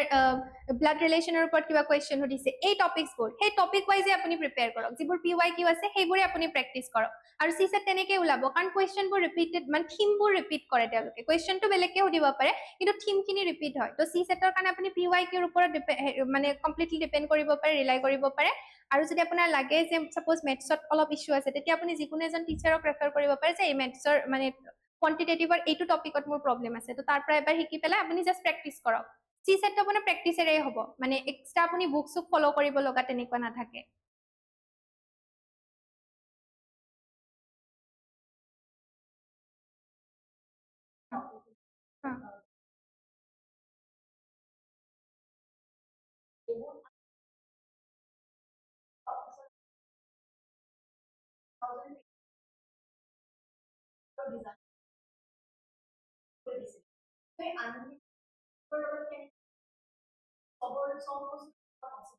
সব বস্তু পঢ়াৰ পসিবল নহয় সেইটো লিমিটেশনটো আপুনি গম পাব সিলেবাস হিচাপত মানে আপোনাৰ সাপোজ ইকোনমিক্সত কিবা এটা কুৱেশ্চন সুধিলে বা আপোনাৰ যেটো কলে আপুনি ডিজাস্টাৰ মেনেজমেন্ট আৰু আৰ্থকুৱেকৰ কুৱেশ্চনটো সুধিছে হা পঞ্চায়ত এণ্ড ডিজাস্টাৰ মেনেজমেন্ট হা তো আপোনাৰ আপুনি কোনখন পেপাৰত কুৱেশ্চনটো এটেম্প কৰি আছে সেইটো হিচাপত ইন্টাৰলিংকিংটো আপুনি মাল্টিপল টপিকৰ লগত কৰিব পাৰে যেতিয়া আপুনি পঢ়িব আপুনি যিমান মাল্টিপল টপিকছ আপোনাৰ মাথাত আহে গোটেইবোৰ টপিকৰ লগতে আপুনি ইন্টাৰলিংক কৰক পঢ়োতে আপুনি যিমান ভাবিব পাৰিছে পঢ়া সময়খিনিত যেতিয়া আপুনি পঢ়ি আছে সেইটো সময়ত আপুনি সব ইন্টাৰলিংক কৰি লওক যিমান ইন্টাৰলিংক কৰিব আছে যিমান আপুনি ভাবিব পাৰে টপিকটোক যিমান ডেপথত বেলেগ টপিকৰ লগত কানেক্ট কৰি পেলাই ভাবিব পাৰিছে ভাবক কিন্তু এক্সামত যেতিয়া যাব আপোনাৰ কুৱেশ্চনটো চাব আপোনাৰ পেপাৰ কোনখন জিএছ2 পেপাৰ জিএছ2ত আপোনাৰ পঞ্চায়ত সুধিছে পঞ্চায়তৰ লগত ডিজাস্টাৰ মেনেজমেন্ট সুধিছে তো তাত আপুনি জানে জিএছ2 আপোনাৰ পলিটি এণ্ড গভৰ্নেন্স ৰিলেটেড হয় তো পঞ্চায়তৰ লগত লিংক হল মানে ইয়াত আপুনি এতিয়া বেলেগ টপিকটো তাত নাহে আপুনি বহুত মাল্টিপল টপিকৰ লগত কানেক্ট কৰিব পাৰিছে কিন্তু জিএছ2ত কোনকেইটা টপিক ৰিলেভেন্ট হয় তো তাৰ পৰা আপুনি ফিল্টাৰ আউট কৰিব লাগিব যে ইয়াত মোক পঞ্চায়ত সুধিছে পঞ্চায়তৰ লগত ডিজাস্টাৰ মেনেজমেন্টৰ লিংক উঠাৰ লগে লগে মোৰ পলিটি বা গভৰ্নেন্সৰ এস্পেক্টটো ইয়াত আহিব তো সেইমতে আপুনি তাত সেইকেইটা পইণ্টহে মেনশ্যন কৰিব যদিও মাল্টিপল টপিকৰ লগত ৰিলেটেড হয় পেপাৰ ৱাইজ আপুনি তাক ছেগ্ৰিগেট কৰি দিয়ক সেই একেটা কুৱেশ্চন যদি জিএছ3ত আহে তেতিয়া তাৰ এস্পেক্টখিনি বেলেগ হৈ যাব জিএছ2 আহিলে তাত মই পলিটি আৰু গভৰ্নেন্স হিচাপতে লিংক কৰা যিখিনি টপিক আছে সেইখিনিহে মেনশ্যন কৰিম তো তেনেকে আপোনাৰ মানে যদিও বহুত টপিক থাকে কিন্তু এইটো আপোনাৰ কম্পাইল হৈ যাব কাৰোবাৰ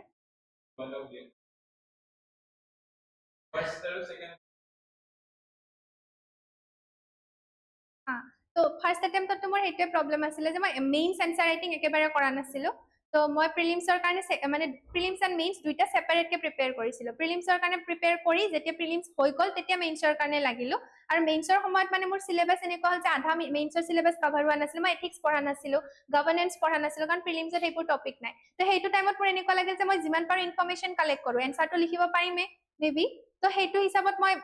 কণ্টেণ্ট মানে যিমান পাৰো কম্পাইল কৰি থাকিলো কিন্তু যেহেতু প্ৰেক্টিচ নাছিলে তো এক্সামত গৈ পেলাই মানে মোৰ প্ৰতিখন পেপাৰত জিএছ পেপাৰ দুটা তিনটাকে কুৱেশ্চন মই এৰি আহিছো তো ফাইনেলি সেইটো মোৰ গম পালো ড্ৰবেকটো নো নেক্সট এটেম্পটত মই ষ্টাৰ্টিঙৰ পৰাই প্ৰি মেইনছ দুইটা ইণ্টিগ্ৰেটেড এপ্ৰ'চ লৈ পেলাই প্ৰিপেয়াৰ কৰিছো আৰু এনচাৰ ৰাইটিং কৰিছো যিটো মই ক'লো তো মেমৰ ইনিচিয়েটিভ আছিলে মই তাতো বহুতখিনি এনচাৰ ৰাইটিং কৰিছো তেনেকে ইম্প্ৰুভমেণ্ট আহিছিলে মেইনছত টাইমটো মোৰ মিলা নাছিলে মানে এনচাৰ ৰাইটিঙত টাইমটো নহ'ল তো পেপাৰত কুৱেশ্চন এৰা গৈছে ফাৰ্ষ্ট এটেম্পটত সেকেন্ড এটেম্পটত মই হেইটোৱে ট্ৰাই কৰিছিলো যে মানে এইটো কথা মই গম পালো যে এটলিষ্ট কোৱেশ্চনটো যদি এটেম্প কৰে যদি মই একো ইনফৰমেশনো নাই যদি মই এনেকেও যদি টপিকটো ৰেলেভেন্ট যেটো সুধিছে ৰেলেভেন্ট কিছুমান পইণ্টটো দিব পাৰো ষ্টিল মই এটলিষ্ট 0.5 বা 1 মাৰ্কস এটাটো পাই যাম তো তেনেকে যদি 6টা কোৱেশ্চন এৰিয়া হাতকে 6টা কোৱেশ্চনত 0.5 কে বা 1 মাৰ্কস কেও পাই যা বহুতখিনি মাৰ্কস আহি যায় আৰু তেনেকে হেইখিনি মাৰ্কসৰ কাৰণে মই আগৰবাৰ পোৱা নাছিলো বাট পিছৰবাৰ পেপাৰ কমপ্লিট হোৱা কাৰণে মানে ফাইনেল লিষ্টত নামটো আহিছে that's it yes ma'am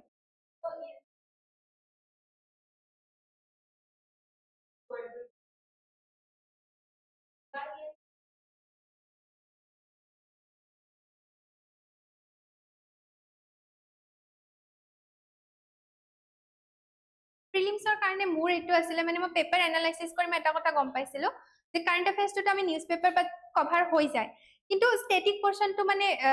important হয় প্ৰিলিমছৰ কাৰণে স্ট্যাটিকটো ইম্পৰ্টেন্ট বেসিক যিবোৰ আন্ডাৰষ্টেণ্ডিং আছে জিওগ্ৰাফি পলিটি ইকনমিক্সৰ বেসিক আন্ডাৰষ্টেণ্ডিংটো দৰকাৰ তো মই স্ট্যাটিক পোৰশনটো বহুত ভালকে কৰিছো যে এটলিষ্ট স্ট্যাটিকৰ কোৱেশ্চন আহিলে যাতে মোৰ এৰা নাযায় তো স্ট্যাটিকৰ খিনি মই ভালকে কৰিছিলো নেক্সট কাৰেন্ট এফেয়াৰ্সৰ কাৰণে মই লিমিটেড সোৰ্স ৰাখিছিলো নিউজ পেপাৰ কৰিছিলো তো নিউজটো এটলিষ্ট মই বেকগ্ৰাউণ্ডটো গম পাওঁ আৰু প্ৰিভিয়াস ইয়াৰ পেপাৰ মই এনালাইসিস কৰিছো ইউপিএসসি ৰ বা এপিএসসি ৰ তো তাত মই কিছুমান ফেক্টৰ মানে ফিগাৰ আউট কৰিলো যে সাপোজ আপোনাৰ ইম্পৰ্টেন্ট পাৰ্সনালিটি যদি কোনোবা আছে তাৰ ওপৰত কিবা কোৱেশ্চন আহে সাপোজ তেনেকৈ ভূপেন হাজৰিকা ৰিলেটেড কোৱেশ্চন আছিলে নিপন গোস্বামী হেতু সময় ডেথ হৈছিলে পদ্মশ্ৰীৰ লগত নিপন গোস্বামী কানেক্ট কৰা কোৱেশ্চন আহিছিলে তো এই টাইপৰ কোৱেশ্চনবোৰ মানে এৰিয়াজ কিছুমান ফিগাৰ আউট কৰিব পাৰি যিবোৰ এৰিয়াত মানে এপিএসসি কোৱেশ্চন খুদে অৱাৰ্ডছ ৰিলেটেড কোৱেশ্চন তেওঁলোকে বহুত খুদে তো কি বুলি কয় হেবাৰ অস্কাৰ পাইছিলে নাটু নাটু সংটো তো হেতু কোৱেশ্চন মই আগৰ পৰা গম পাইছিলো যে এটো কোৱেশ্চন আহিব বিকজ ইয়াৰ আগত তেনেকুৱা অস্কাৰ পোৱা বা কিছুমান বুক যদি আছে তেনেকুৱা ইন্টাৰনেশনাল ৰেকগনিশ্যন পোৱা হেবোৰ তেওঁলোকে খুদিছে তো কাৰেন্ট এফেয়াৰ্সতে এক্স্যাক্টলি মই হে এৰিয়াজবোৰ প্ৰিভিয়াস ইয়াৰ কোৱেশ্চন পেপাৰ সলভ কৰি ফিগাৰ আউট কৰো যে এইকেইটা টপিক এইবাৰৰ কাৰণে ৰেলেভেন্ট হয় তো কাৰেন্ট এফেয়াৰ্সৰ হেখিনি কোৱেশ্চন প্লাস স্ট্যাটিকটো যিখিনি আহে আসাম হিষ্ট্ৰি আসাম জিওগ্ৰাফি মই ভালকে কৰি যাম তো তেনেকে মই এটা ব্যালেন্স এপ্ৰোচত কৰো আৰু মানে এনেকুৱা নহয় মই যে বহুত কোৱেশ্চন এটেম্প কৰি থৈ আহিম তো মই হেতু এটেম্প কৰি গম পাওঁ যে ইমানখিনি যদি মই কোৱেশ্চন এটেম্প কৰো মোৰ যেহেতু হা কাৰেক্ট হোৱাৰ চান্সেসটো বেছি থাকে যে ভালকে কৰা টপিকখিনি তো মই যিবোৰ কোৱেশ্চনৰ আইডিয়া নাই হেবোৰ মই স্কিপ কৰি দিম তো নকৰো মই তেনেকে তো ইজিলি মোৰ 100 to 110 ৰেঞ্জত মানে প্ৰিলিমছত আহি যায় তেনেকুৱাকে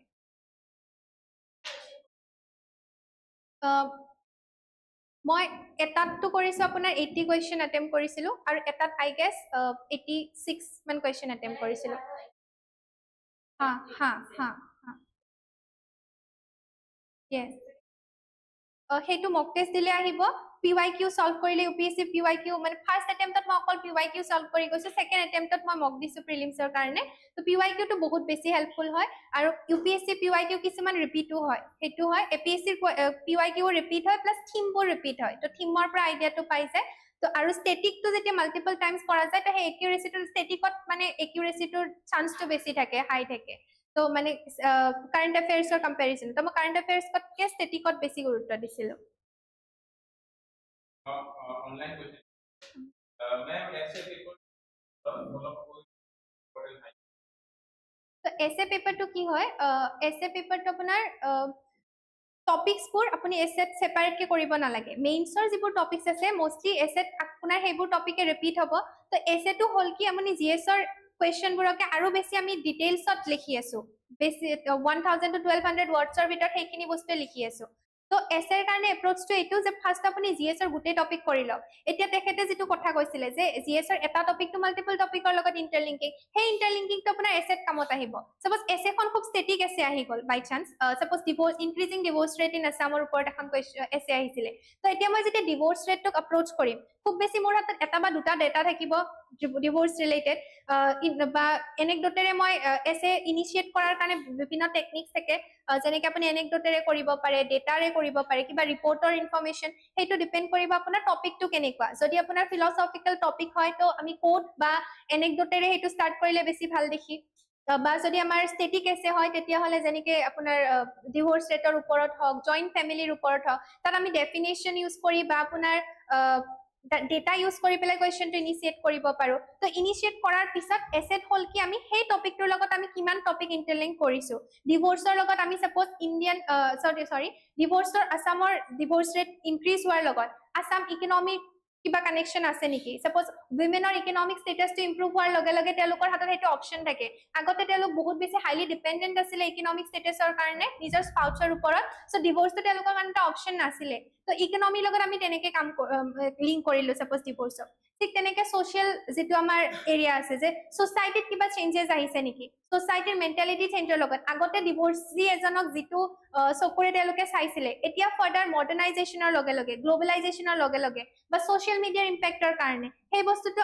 কিবা এটা তাৰ ওপৰত ইম্পেক্ট আহিল নেকি যাৰ কাৰণে ডিভোৰ্চ লোৱাটো ইজি হৈছে তো এই ধৰণৰ বস্তুবোৰ বা ছিংগল পেৰেণ্টিঙৰ কথা আমি যিটো কওঁ ছিংগল পেৰেণ্টিং আগতে যিটো এটা অপশ্যন নাছিলে এতিয়া সেইটো অপশ্যন হৈ গৈছে ডিভোৰ্চৰ পিছত মানে উইমেনজনীৰ সেইটো কনফিডেন্ট থাকে যে মই বাচ্চাটো যদি আছেও মই টেক কেয়াৰ কৰিব পাৰিম অকলে তো সেইটো তেওঁৰ ইকনমিক ষ্টেটাছৰ লগত কেনেকে কানেক্টেড তেওঁৰ ছ'চিয়েল ষ্টেটাছৰ লগত কেনেকে কানেক্টেড তো তেনেকে মাল্টিপল ইণ্টাৰলিংকিংটোৱে হৈছে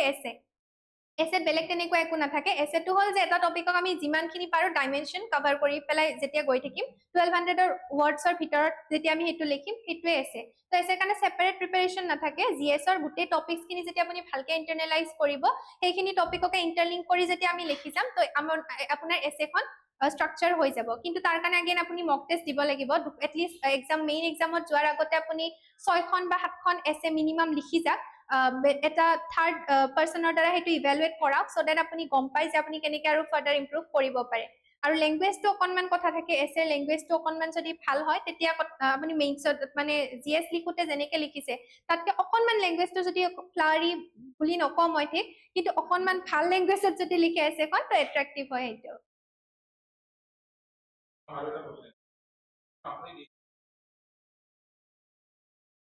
ষ্টাৰ্টিঙতে মই কৈছোঁ যে মই চেল্ফ ষ্টাডি কৰিছিলোঁ আৰু তেতিয়া মানে আমাৰ হেৰিটো নাছিলে আপোনাৰ ইমান অনলাইন চ'ৰ্চেছ এভেইলেবল নাছিলে তো সেইটো সময়ত মই কোনোবা এজন UPSC টপাৰ হয় সেইটো ইয়েৰত আই থিংক সৃষ্টি জৈন দেশমুখ তেখেতে অল ইণ্ডিয়া ৰেংক 5 পাইছিলে তো তেওঁৰ ষ্ট্ৰেটেজিটো মই প্ৰথমতে চাইছিলোঁ কেনেকৈ কৰিব লাগে তেওঁৰ পৰাই মানে ৰিচৰ্চ লিষ্টটো মই লৈছিলোঁ তো তাৰপিছত মই তেনেকৈ বুকছখিনি কালেক্ট কৰি যিখিনি মই ক'লোঁ অলৰেডি বুকছখিনি কালেক্ট কৰিলোঁ আৰু নিজে পঢ়া ষ্টাৰ্ট কৰিলোঁ যিবোৰ টপিক বুজি নাপায় সেইখিনি ইউটিউবৰ পৰা চাইছিলোঁ ইনিচিয়েল পিৰিয়ডত মই তেনেকৈ প্ৰিপেয়াৰ কৰিছোঁ আৰু এনেকুৱা নহয় টাইম লিমিটৰ কথা মই কৈ দিওঁ যে ডেইলি ইমান আৱাৰ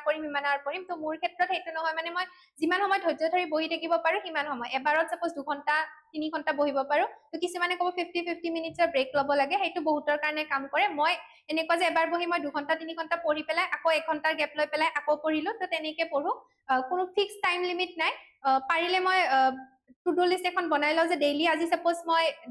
এইকেইটা টপিক কভাৰ কৰিম আৰু এখন পেপাৰতে মানে এখন পেপাৰে মনোটনাছলি পঢ়ি নাথাকোঁ ছাপোজ পলিটি পঢ়িলোঁ নেক্সট ইকনমিক্স পঢ়িম তো দিনত এটলিষ্ট 2খন পেপাৰ জিএছৰ প্লাছ চি ছেটৰ এটা বা দুটা কুৱেশ্যন জাষ্ট PYQৰ পৰা ছল্ভ কৰাৰ কাৰণে সেইটো প্ৰিলিমছৰ আগত আছিলে একদম ষ্টাৰ্টিঙৰ পৰা নাছিলে আৰু নিউজ পেপাৰ মই ডেইলি পঢ়িছিলোঁ তো নিউজ পেপাৰটো ডেইলি চাওঁ কাৰেণ্ট এফেয়াৰ্ছৰ এনালাইচিছ এটা জাষ্ট চাওঁ নোটছ নবনাওঁ মই যিটো আগতে ক'লোঁ তো চাওঁ এই দুটা মোৰ কাৰেণ্ট এফেয়াৰ্ছৰ কাৰণে আৰু যিকোনো 2খন পেপাৰ ডেইলি কভাৰ কৰা সেইটো টাৰ্গেট থাকিছে মই ফুল টাইম এক্সপিৰিয়েঞ্চ আছিলোঁ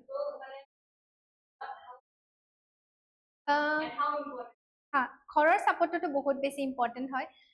তো মোৰ ক্ষেত্ৰত এইটো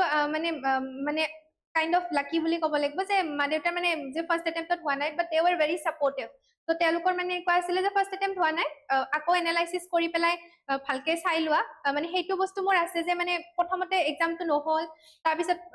অলপ বেয়া লাগিল কিন্তু মোৰ ফেমিলি ছাপৰ্টটো এনেকুৱা আছিলে যে ইউ কেন এনালাইজ ক'ত ভুল হৈছে আৰু সেইটো যদি কাৰেক্ট কৰি লোৱা তো মানে ফাৰ্ষ্ট এটেম্পটত যদি ইণ্টাৰভিউলৈকে গৈ পাইছা নেক্সট এটেম্পটো পাবা তো সেইকাৰণে ছাপৰ্টটো ভাল আছিল আই ডোণ্ট ন' যদি প্ৰিলিমছতে নহ'ল হয় কেনেকুৱা হ'ল হয় চিটুৱেশ্যনটো বাট ফাৰ্ষ্ট এটেম্পটত সেইখিনি পোৱাৰ কাৰণে যথেষ্টখিনি ছাপৰ্ট কৰিছিলে যে মে বি ছেকেণ্ড এটেম্পটত হৈ যাব তো ছাপৰ্টটো মানে কৰিছিলে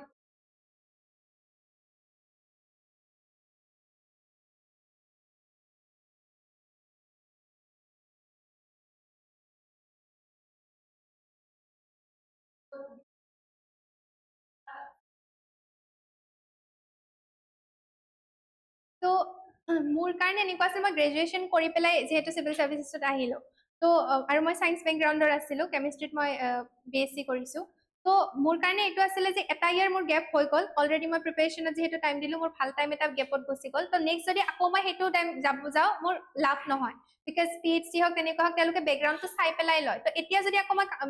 মই আকৌ হেতু বেকগ্ৰাউণ্ডত ঘূৰি যোৱাটো পসিবল নাছিল তো মোৰ কাৰণে এনি হাউ যে মই যদি সিভিল সাৰ্ভিসেছত আহিছো এটো মই ক্ৰেক কৰিবই লাগিব যিকোনো তো হেতু মোৰ ফাৰ্স্ট মোটিভেশন আছিল তো ইন্টাৰনেল মোটিভেশনে মোৰ কাৰণে কাম নকৰে তো মই নিজক যেতিয়া এনালাইজ কৰো তেতিয়া মানে হেতু বস্তু মোৰ কাৰণে বেছি ইফেক্টিভ হয় আৰু হেতু বস্তু মানে মোৰ নিজৰ কনফিডেন্সটো আছিল যে মানে পাৰিম এটো ফাৰ্স্ট অটেম্পটত এইখিনি পাইছো যদি মানে পাৰিম তো এনালাইসিস ফাৰ্স্ট কৰিলো প্ৰথমটো ডেফিনেটলি বেয়া লাগে যেতিয়া একদম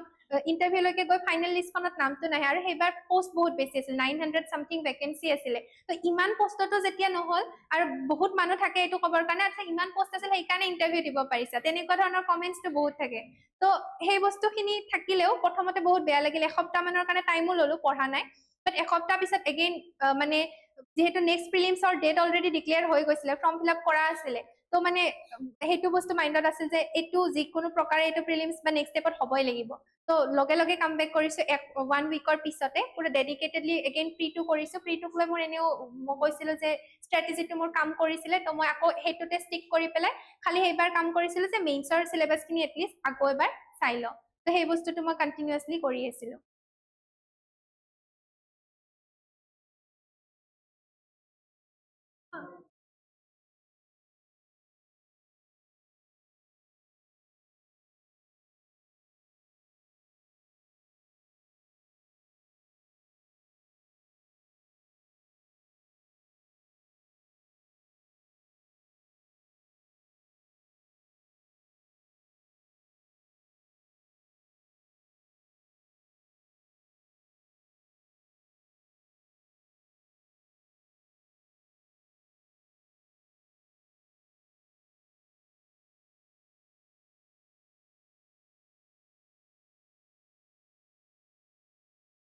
তো ফাৰ্স্ট যেটো আপোনাৰ কোৱেশ্চন আছিল এটা আছিল নোট মেকিংক লৈ পেলাই তো নোট মেকিংটো মই নোট মেকিং তেনেকে কৰা নাছিলো অকল কাৰেন্ট এফেয়াৰ্সক বাদ দি মোস্টলি মই বুকত যেটো স্ট্যান্ডাৰ্ড বুক কৰিছো তাত হাইলাইট কৰি পেলাই মাল্টিপল টাইম বুকত ৰিভিজন কৰাটো মোৰ কাৰণে বেছি মানে ভাল ষ্ট্ৰেটেজি আছিল যদি কিবা বেছি ইম্পৰ্টেন্ট পইণ্টস থাকে যেটো মই সাপোজ ভাবো যে ইয়াত ইনকৰ্পোৰেট কৰিব লাগে তো মই যিখন বুকৰ পেজৰ সাইডত যিবোৰ আপোনাৰ থাকে নহয় স্পেস থাকে যে তাতে ইম্পৰ্টেন্ট ইনফৰমেশনটো সৰুকে পেন্সিলেৰে তাতে লিখি থৈ দিও তো হেতু টপিকৰ সাইডত বা যদি পেজ নাথাকে তেতিয়া এক্সট্ৰাকে হোৱাইট শীটত লিখি পেলাই সেই পেজটোৰ লগত সোমাই থৈ দিও তো মই এক্সট্ৰাকে নোট মেকিং ষ্টেটিক পোৰ্শনৰ কাৰণে কৰা নাই কাৰেন্ট এফেয়াৰ্সত মই অকনমান নোট মেকিং কৰিছিলো अगेन মই তেখেতক যেটো কৈছিলো যে টপিক ওয়াইজ কাৰেন্ট এফেয়াৰ্সৰ যিবোৰ টপিক আছে টপিকটো ললো আৰু সেই টপিকটোৰ এগেইনষ্টত তিনিটা চাৰিটা পেজ এৰি দিলো তেনেকে সিলেবাসৰ প্ৰতিটো টপিকৰ ওয়াইজ এগেইনষ্টত মই তিনিটা চাৰিটা পেজ ৰাখিলো কাৰেন্ট এফেয়াৰ্সত যিবোৰ নিউজ আহিল সাপোজ মই হেতু নিউজটো পঢ়িলো পঢ়ি পেলাই মই গম পালো যে এই নিউজটো প্ৰথমতে এনালাইসিস কৰিম যে তাক ইমপ্লিমেন্ট কোড কৰিম এজ এন এক্সাম্পল মই কবাত কোড কৰিম বা ইয়াত কিবা ইম্পৰ্টেন্ট পইণ্ট আছে এই পইণ্টটো মই কোড কৰিম সেই বস্তুটো চালো আৰু সেই টপিকৰ এগেইনষ্ট অকল সেইখিনি বস্তুহে মই লিখিম যদি এক্সাম্পল হিচাপে কোড কৰো সাপোজ সুপ্ৰিম কোৰ্টৰ কিবা এটা জাজমেন্ট আছে উইমেন ৰিলেটেড হক বা centre state related relation related হক সেই বস্তুটো মই সেই টপিকটোৰ তলতে যে এটো সুপ্ৰিম কোৰ্টৰ ইমান জাজমেন্ট হয় আৰু এই জাজমেন্টত এইটো কথা কৈছে সুপ্ৰিম কোৰ্টে কথাটো লিখি থলো আৰু তলত যদি কিবা ইম্পৰ্টেন্ট পইণ্ট আছে পইণ্টবোৰ লিখিলো তো হেতু হৈছে মানে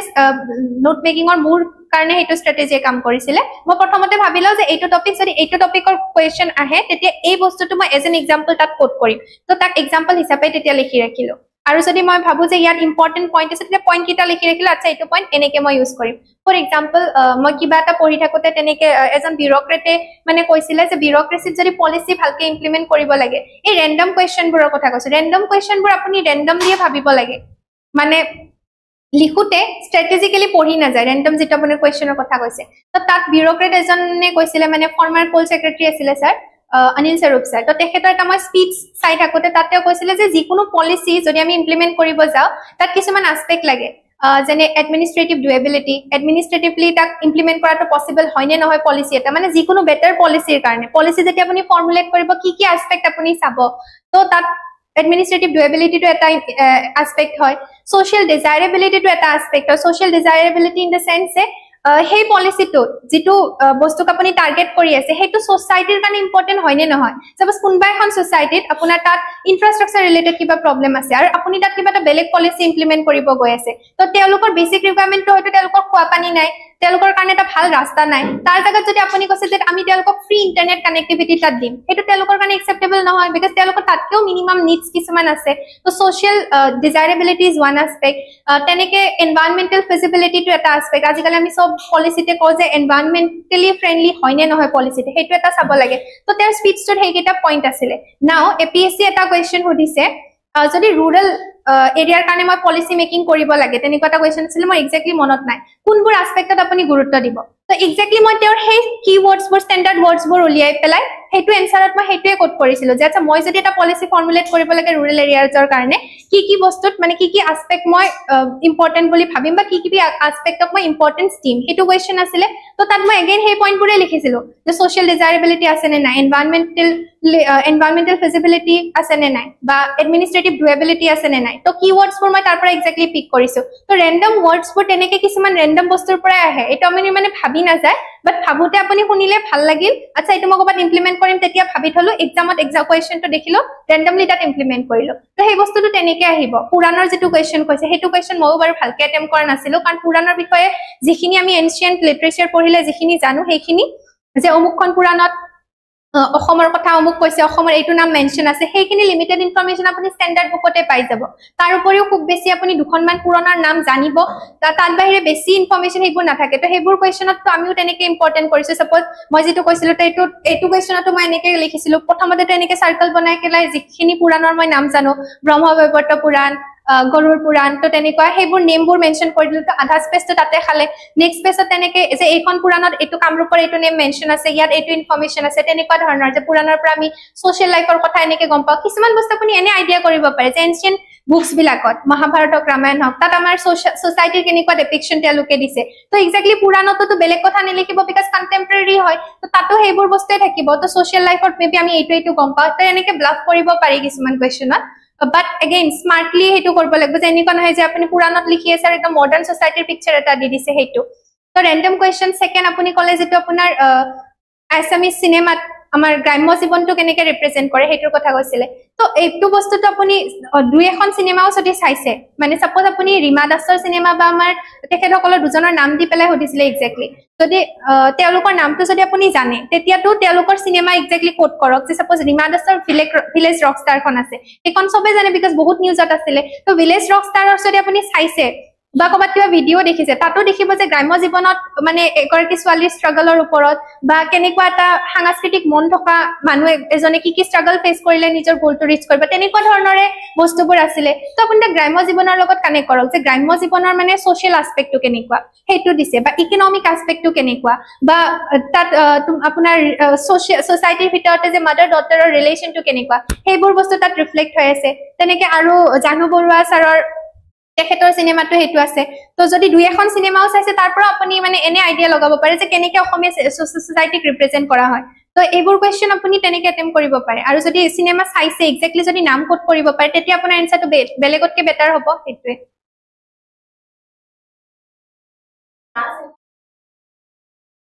yes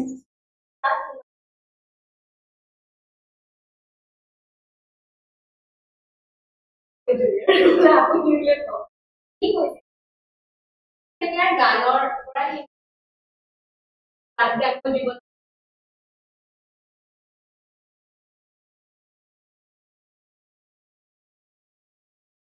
তাকে তাও দেখি ভাবি তাতে I know. So he wrote one visual Sanskrit story this song. And apparently that worked. Yes. So directly after that, no, we could draw inspiration from whatever we do. If it's not possible, this song chale.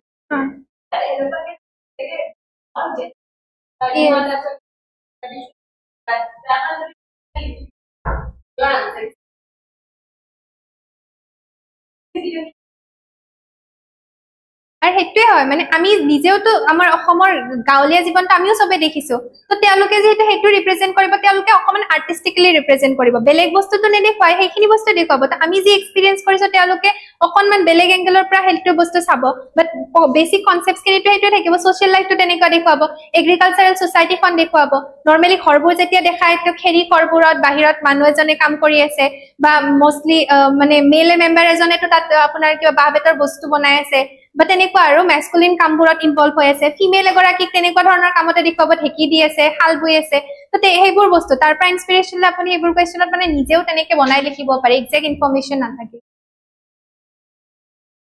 Philosophical এছে তো মানে মোৰ লাগে যে philosophical এছে আপোনাৰ static এছেতকে বেছি easy হয় ফিলসফিক্যাল এছেত যেত আপুনি কোডটো ইন্টাৰপ্ৰেট কৰক আৰু মাল্টিপল এক্সাম্পলস আৰু ডাইমেনশন এক্সাম্পল এটা দিলে বেছি সুবিধা আছে নেকি আপোনাৰ লগত মোৰ এক্স্যাক্টলি মন নাই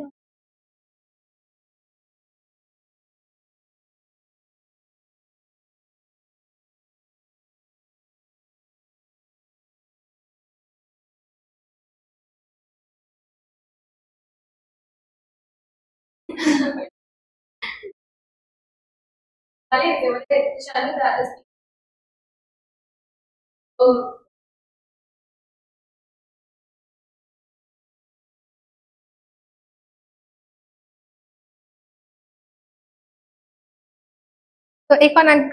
লাষ্ট ইয়াৰ আছিল মই এইখন আই থিংক ম্যাক্সিমামে লিখিছে এইখন মই লিখা নাই বাৰু নেক্সট আৰু এখন ইকোনমি ৰিলেটেড আছিল মই এইখন লিখিছিলো আচ্ছা তো এইটো কোৱা হয় যে মহাত্মা গান্ধীৰ কোড কোনোবাই যদি এক্স্যাক্টলি জানে তো ভাল কথা হেতুৰে তেতিয়াও স্টাৰ্ট কৰিব পাৰে তো ফিলসফিক্যাল এছেট আপুনি তাৰ যেটো ইন্টাৰনেল মিনিং আছে হেতু ৰিয়েলাইজ কৰক তো সোসাইটিত মানে সবৰে নিড পূৰণ কৰিব পৰাকে যথেষ্ট আছে বাট গ্ৰীড পূৰণ কৰিব পৰাকে নাই হেতু বস্তুত বুজাব বিচাৰিছে তো প্ৰথমতে তো মহাত্মা গান্ধীৰ এটো কোড হয় বা তেনেকে আপুনি হেতু স্টাৰ্ট কৰিব পাৰে কোডটো লিখি পেলাই যেটো কোড দিয়ে দিছে কোডত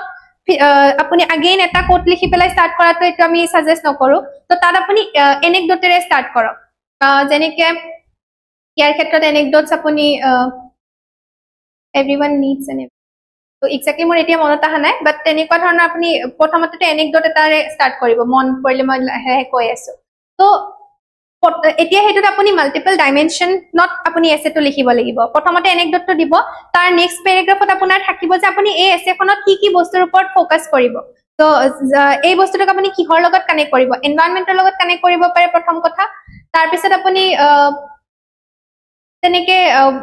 ইন্টাৰনেশনাল অৰ্ডাৰৰ লগত কানেক্ট কৰিব পাৰে হেবোৰ বস্তুৰ লগত কানেক্ট কৰিব পাৰে আপুনি হেবোৰ বস্তু লিখিলে যে মই এইখন এছেট অমুক কভাৰ কৰিম তো ইন্টাৰনেশনাল ৰিলেশনৰ কথাটো মই এইকাৰণে কৈছো এতিয়া আপুনি এক্সাম্পল হিচাপে হে বস্তুবোৰ আগেন যিখিনি পইণ্ট আপুনি কৈছে কভাৰ কৰিম তাক আকৌ ইলাবৰেট কৰিব ফাৰ্দাৰ সাপোজ আমি যদি কওঁ যে ৰাছিয়া ওয়াৰ্ল্ডৰ ভিতৰত আটাইতকৈ লাৰ্জেষ্ট এৰিয়া ওয়াইজ কান্ট্ৰি হয় বাট ষ্টিল ৰাছিয়াই কি কৰি আছে ক্ৰিমিয়া এনেক্স কৰিলে 2014ত अगेन ইনভেড কৰি আছে আপোনাৰ ইউক্ৰেইনত তো ইয়াৰ মেইন ৰিজনস কি হয় যদি আমি ওয়ান অফ দা পইণ্ট হিচাপে চাও ইউক্ৰেইন ৰাছিয়াৰ কনটেক্সটটো তো তেওঁলোকে কোৱা হয় যে একচুয়ালি ৰাছিয়াৰ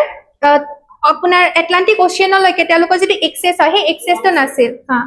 তো তেওঁলোকে ক্ৰিমিয়া খন এনেক্স কৰাৰ মেইন ৰিজন আছিল যে তেওঁলোকক ফাৰ্দাৰ এক্সেস লাগে মাৰ্কেট এক্সেস লাগে সো দ্যাট তেওঁলোকে ইকোনমিক্যালি আৰু এক্সপেন্ড কৰিব পাৰে তো তেওঁলোকৰ ৰাছিয়াৰ এনেকুৱা নহয় যে ৰাছিয়াত কোনবা খাব নাপায় মৰি আছে তেওঁলোকৰ নিড ফুলফিল কৰিব পৰাকে তেওঁলোকৰ হাতত ইনাফ এৰিয়া আছে তেওঁলোকৰ বেলেগ কোডস আছে যাৰ থ্ৰুৰে তেওঁলোকে বেলেগ কানেক্টিভিটি ডেভেলপ কৰিব পাৰে বাট ষ্টিল তেওঁলোকে কি কৰি আছে নিজৰ হে গ্ৰিডৰ কাৰণে ইনোসেন্ট মানুহ মাৰি আছে যদিও ৰাছিয়া আমাৰ ফ্ৰেন্ড হয় বেলেগ এটা আসপেক্টৰ পৰা যদি তেওঁলোকে হেতু কৰি আছে তেনেকে মাল্টিপল কান্ট্ৰিজ আছে চাইনাৰ এক্সাম্পল আমি দিব পাৰো সাউথ চাইনা আছে তেওঁলোকে এনেকোটো হ'ব পাৰে যে এটা পিসফুল ওয়াৰ্ল্ড অৰ্ডাৰটো তাত মেইনটেইন কৰি থাকিব পাৰে ইণ্ডিয়াই যেটো কৰি আছে ইণ্ডিয়ান ওশিয়ানত বাট চাইনা কি হয় তেওঁলোকক সবতে ডমিনেন্ট পজিশন লাগে তেওঁলোকৰ ডমিনেন্স পজিশনৰ কাৰণে হে গ্ৰিডটোৰ কাৰণে তেওঁলোকে কি কৰি আছে নিয়াৰবাই যিমানখিনি কান্ট্ৰিজ আছে লাগিলে জাপান হওক ফিলিপিনছ হওক টাইৱান হওক সবৰে লগত তাতে কনফ্লিক্ট ক্ৰিয়েট কৰি আছে তো তেনেকে আপুনি সেই টপিকটোত ইন্টাৰনেশনাল ৰিলেশনৰ লগত কানেক্ট কৰিলে ন্যাচাৰাল ৰিসোৰ্সেছৰ এক্সপ্লয়টেশনৰ লগত এটো একদম বহুত ভালকে যাব হেতু এটা এসপেক্ট আনিলে সিমিলাৰলি আপুনি সাপোজ সোসাইটিত যেটো উইমেনৰ স্ট্যাটাস তাৰ লগতো কানেক্ট কৰিব পাৰে তাৰ লগত কেনেকে কানেক্ট কৰিব যে মোস্টলি আমাৰ পেট্ৰিয়াৰ্কেল সোসাইটিখনত কি হয় তো আমাৰ এনেকুৱা এটা নোশন আছে যে ফিমেলছৰ কাৰণে এইটো ডোমেইনে স্পেসিফিক হয় মেলৰ কাৰণে এইটো ডোমেইনে স্পেসিফিক হয় তো এনেকুৱাটো নহয় যে মেলৰ ডোমেইনত সাপোজ ফিমেলে এন্টাৰ কৰিলে তো কৰাৰ কাৰণে তেওঁলোকৰ একেবাৰে তেওঁলোকৰ নাইকিয়া হৈ যাব তো তেনেকুৱা নহয় যিবোৰ মানে এৰিয়াজ আছে য'ত অলৰেডি তেওঁলোকৰ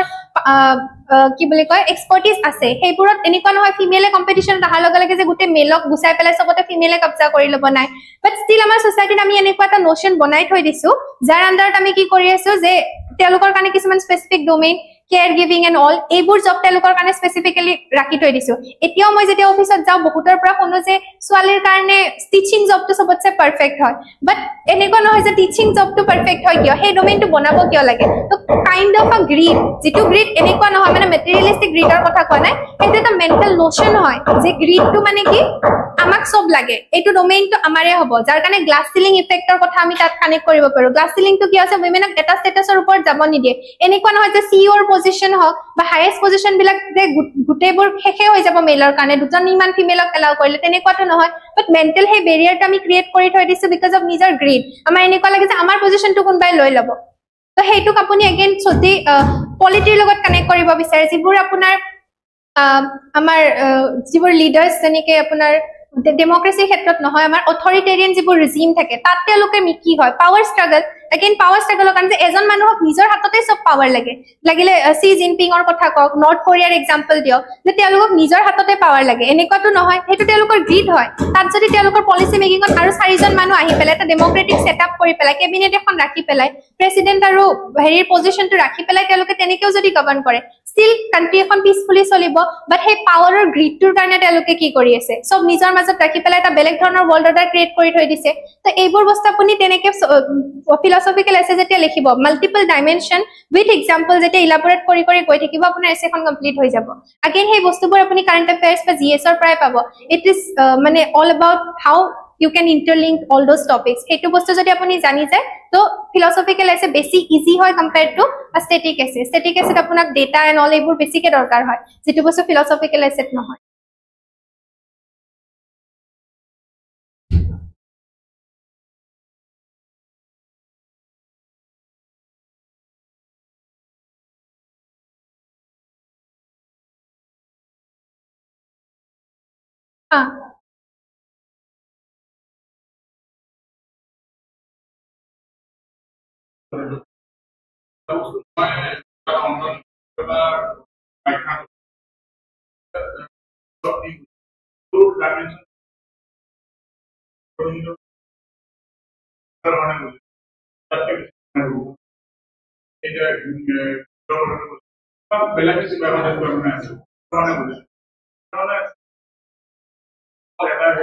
দুইটা ডাইমেনশনৰ মানে যিমান আপুনি মাল্টিপল ডাইমেনশন আনিব পাৰে সিমানে এসেট ভাল হয় এনেকুৱা নহয় যে মই যেটো পইণ্ট অফ ভিউ মই হয়তো এটা ডাইমেনশনত চাই আছে আপুনি বেলেগ এটা পইণ্ট অফ ভিউ তাত এড কৰিব পাৰিলে তো হেতু সিমানে বেটাৰ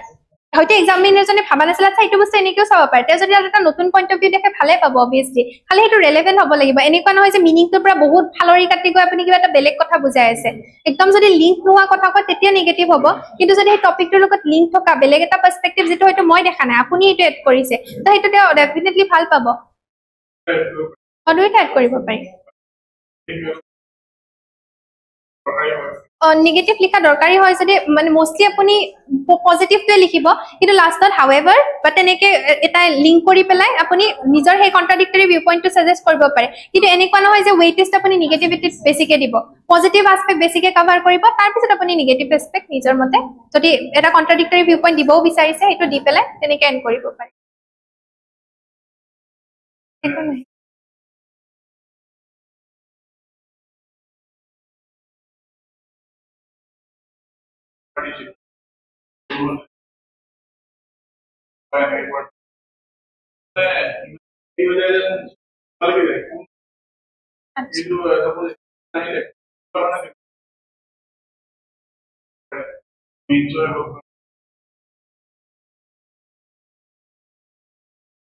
আপুনি কোৰ পৰা চাইছিলে নে পিৱাইকিউ কোৰ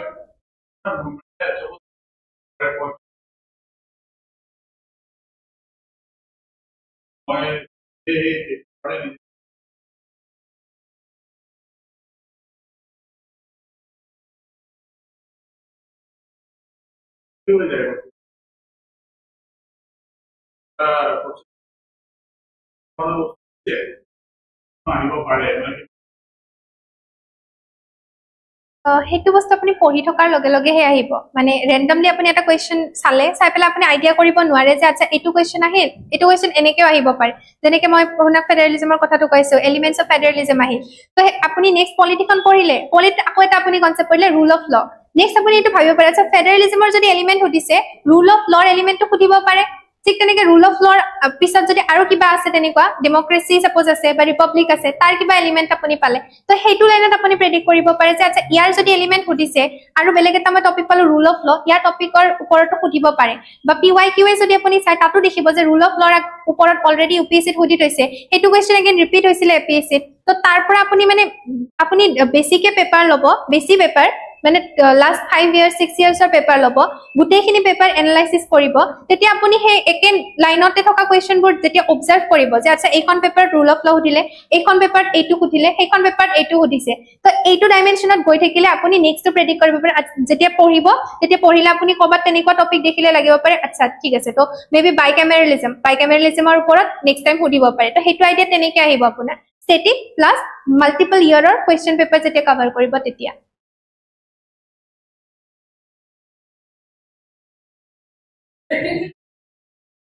So, thank you, Nilakshi, for such a wonderful session. And thank you. Oh, thank you, Nilakshi, for such a wonderful session. She has come from Manetai. It was our good fortune. They actually posted in Nalbari. But that she could come. Moi like maze kamui thaku Nilakshi apni Guwahati ahi ase. But then finally we could made it and thank you Nilakshi. We are very very grateful that you give such iman apunar homoy dile for our students. Aru Nilakshi jodi kiba hudibo lagao thake pisotu you can drop the questions to us and we can send it to her. Okay? Okay, thank you. So thank you so much ma'am. Prothamate to more janitor member bahut beshi contribution ase. Topper e o suggest korisile je mane ma'am e bhalke hege tete send paper nasil naam to nasile definitely.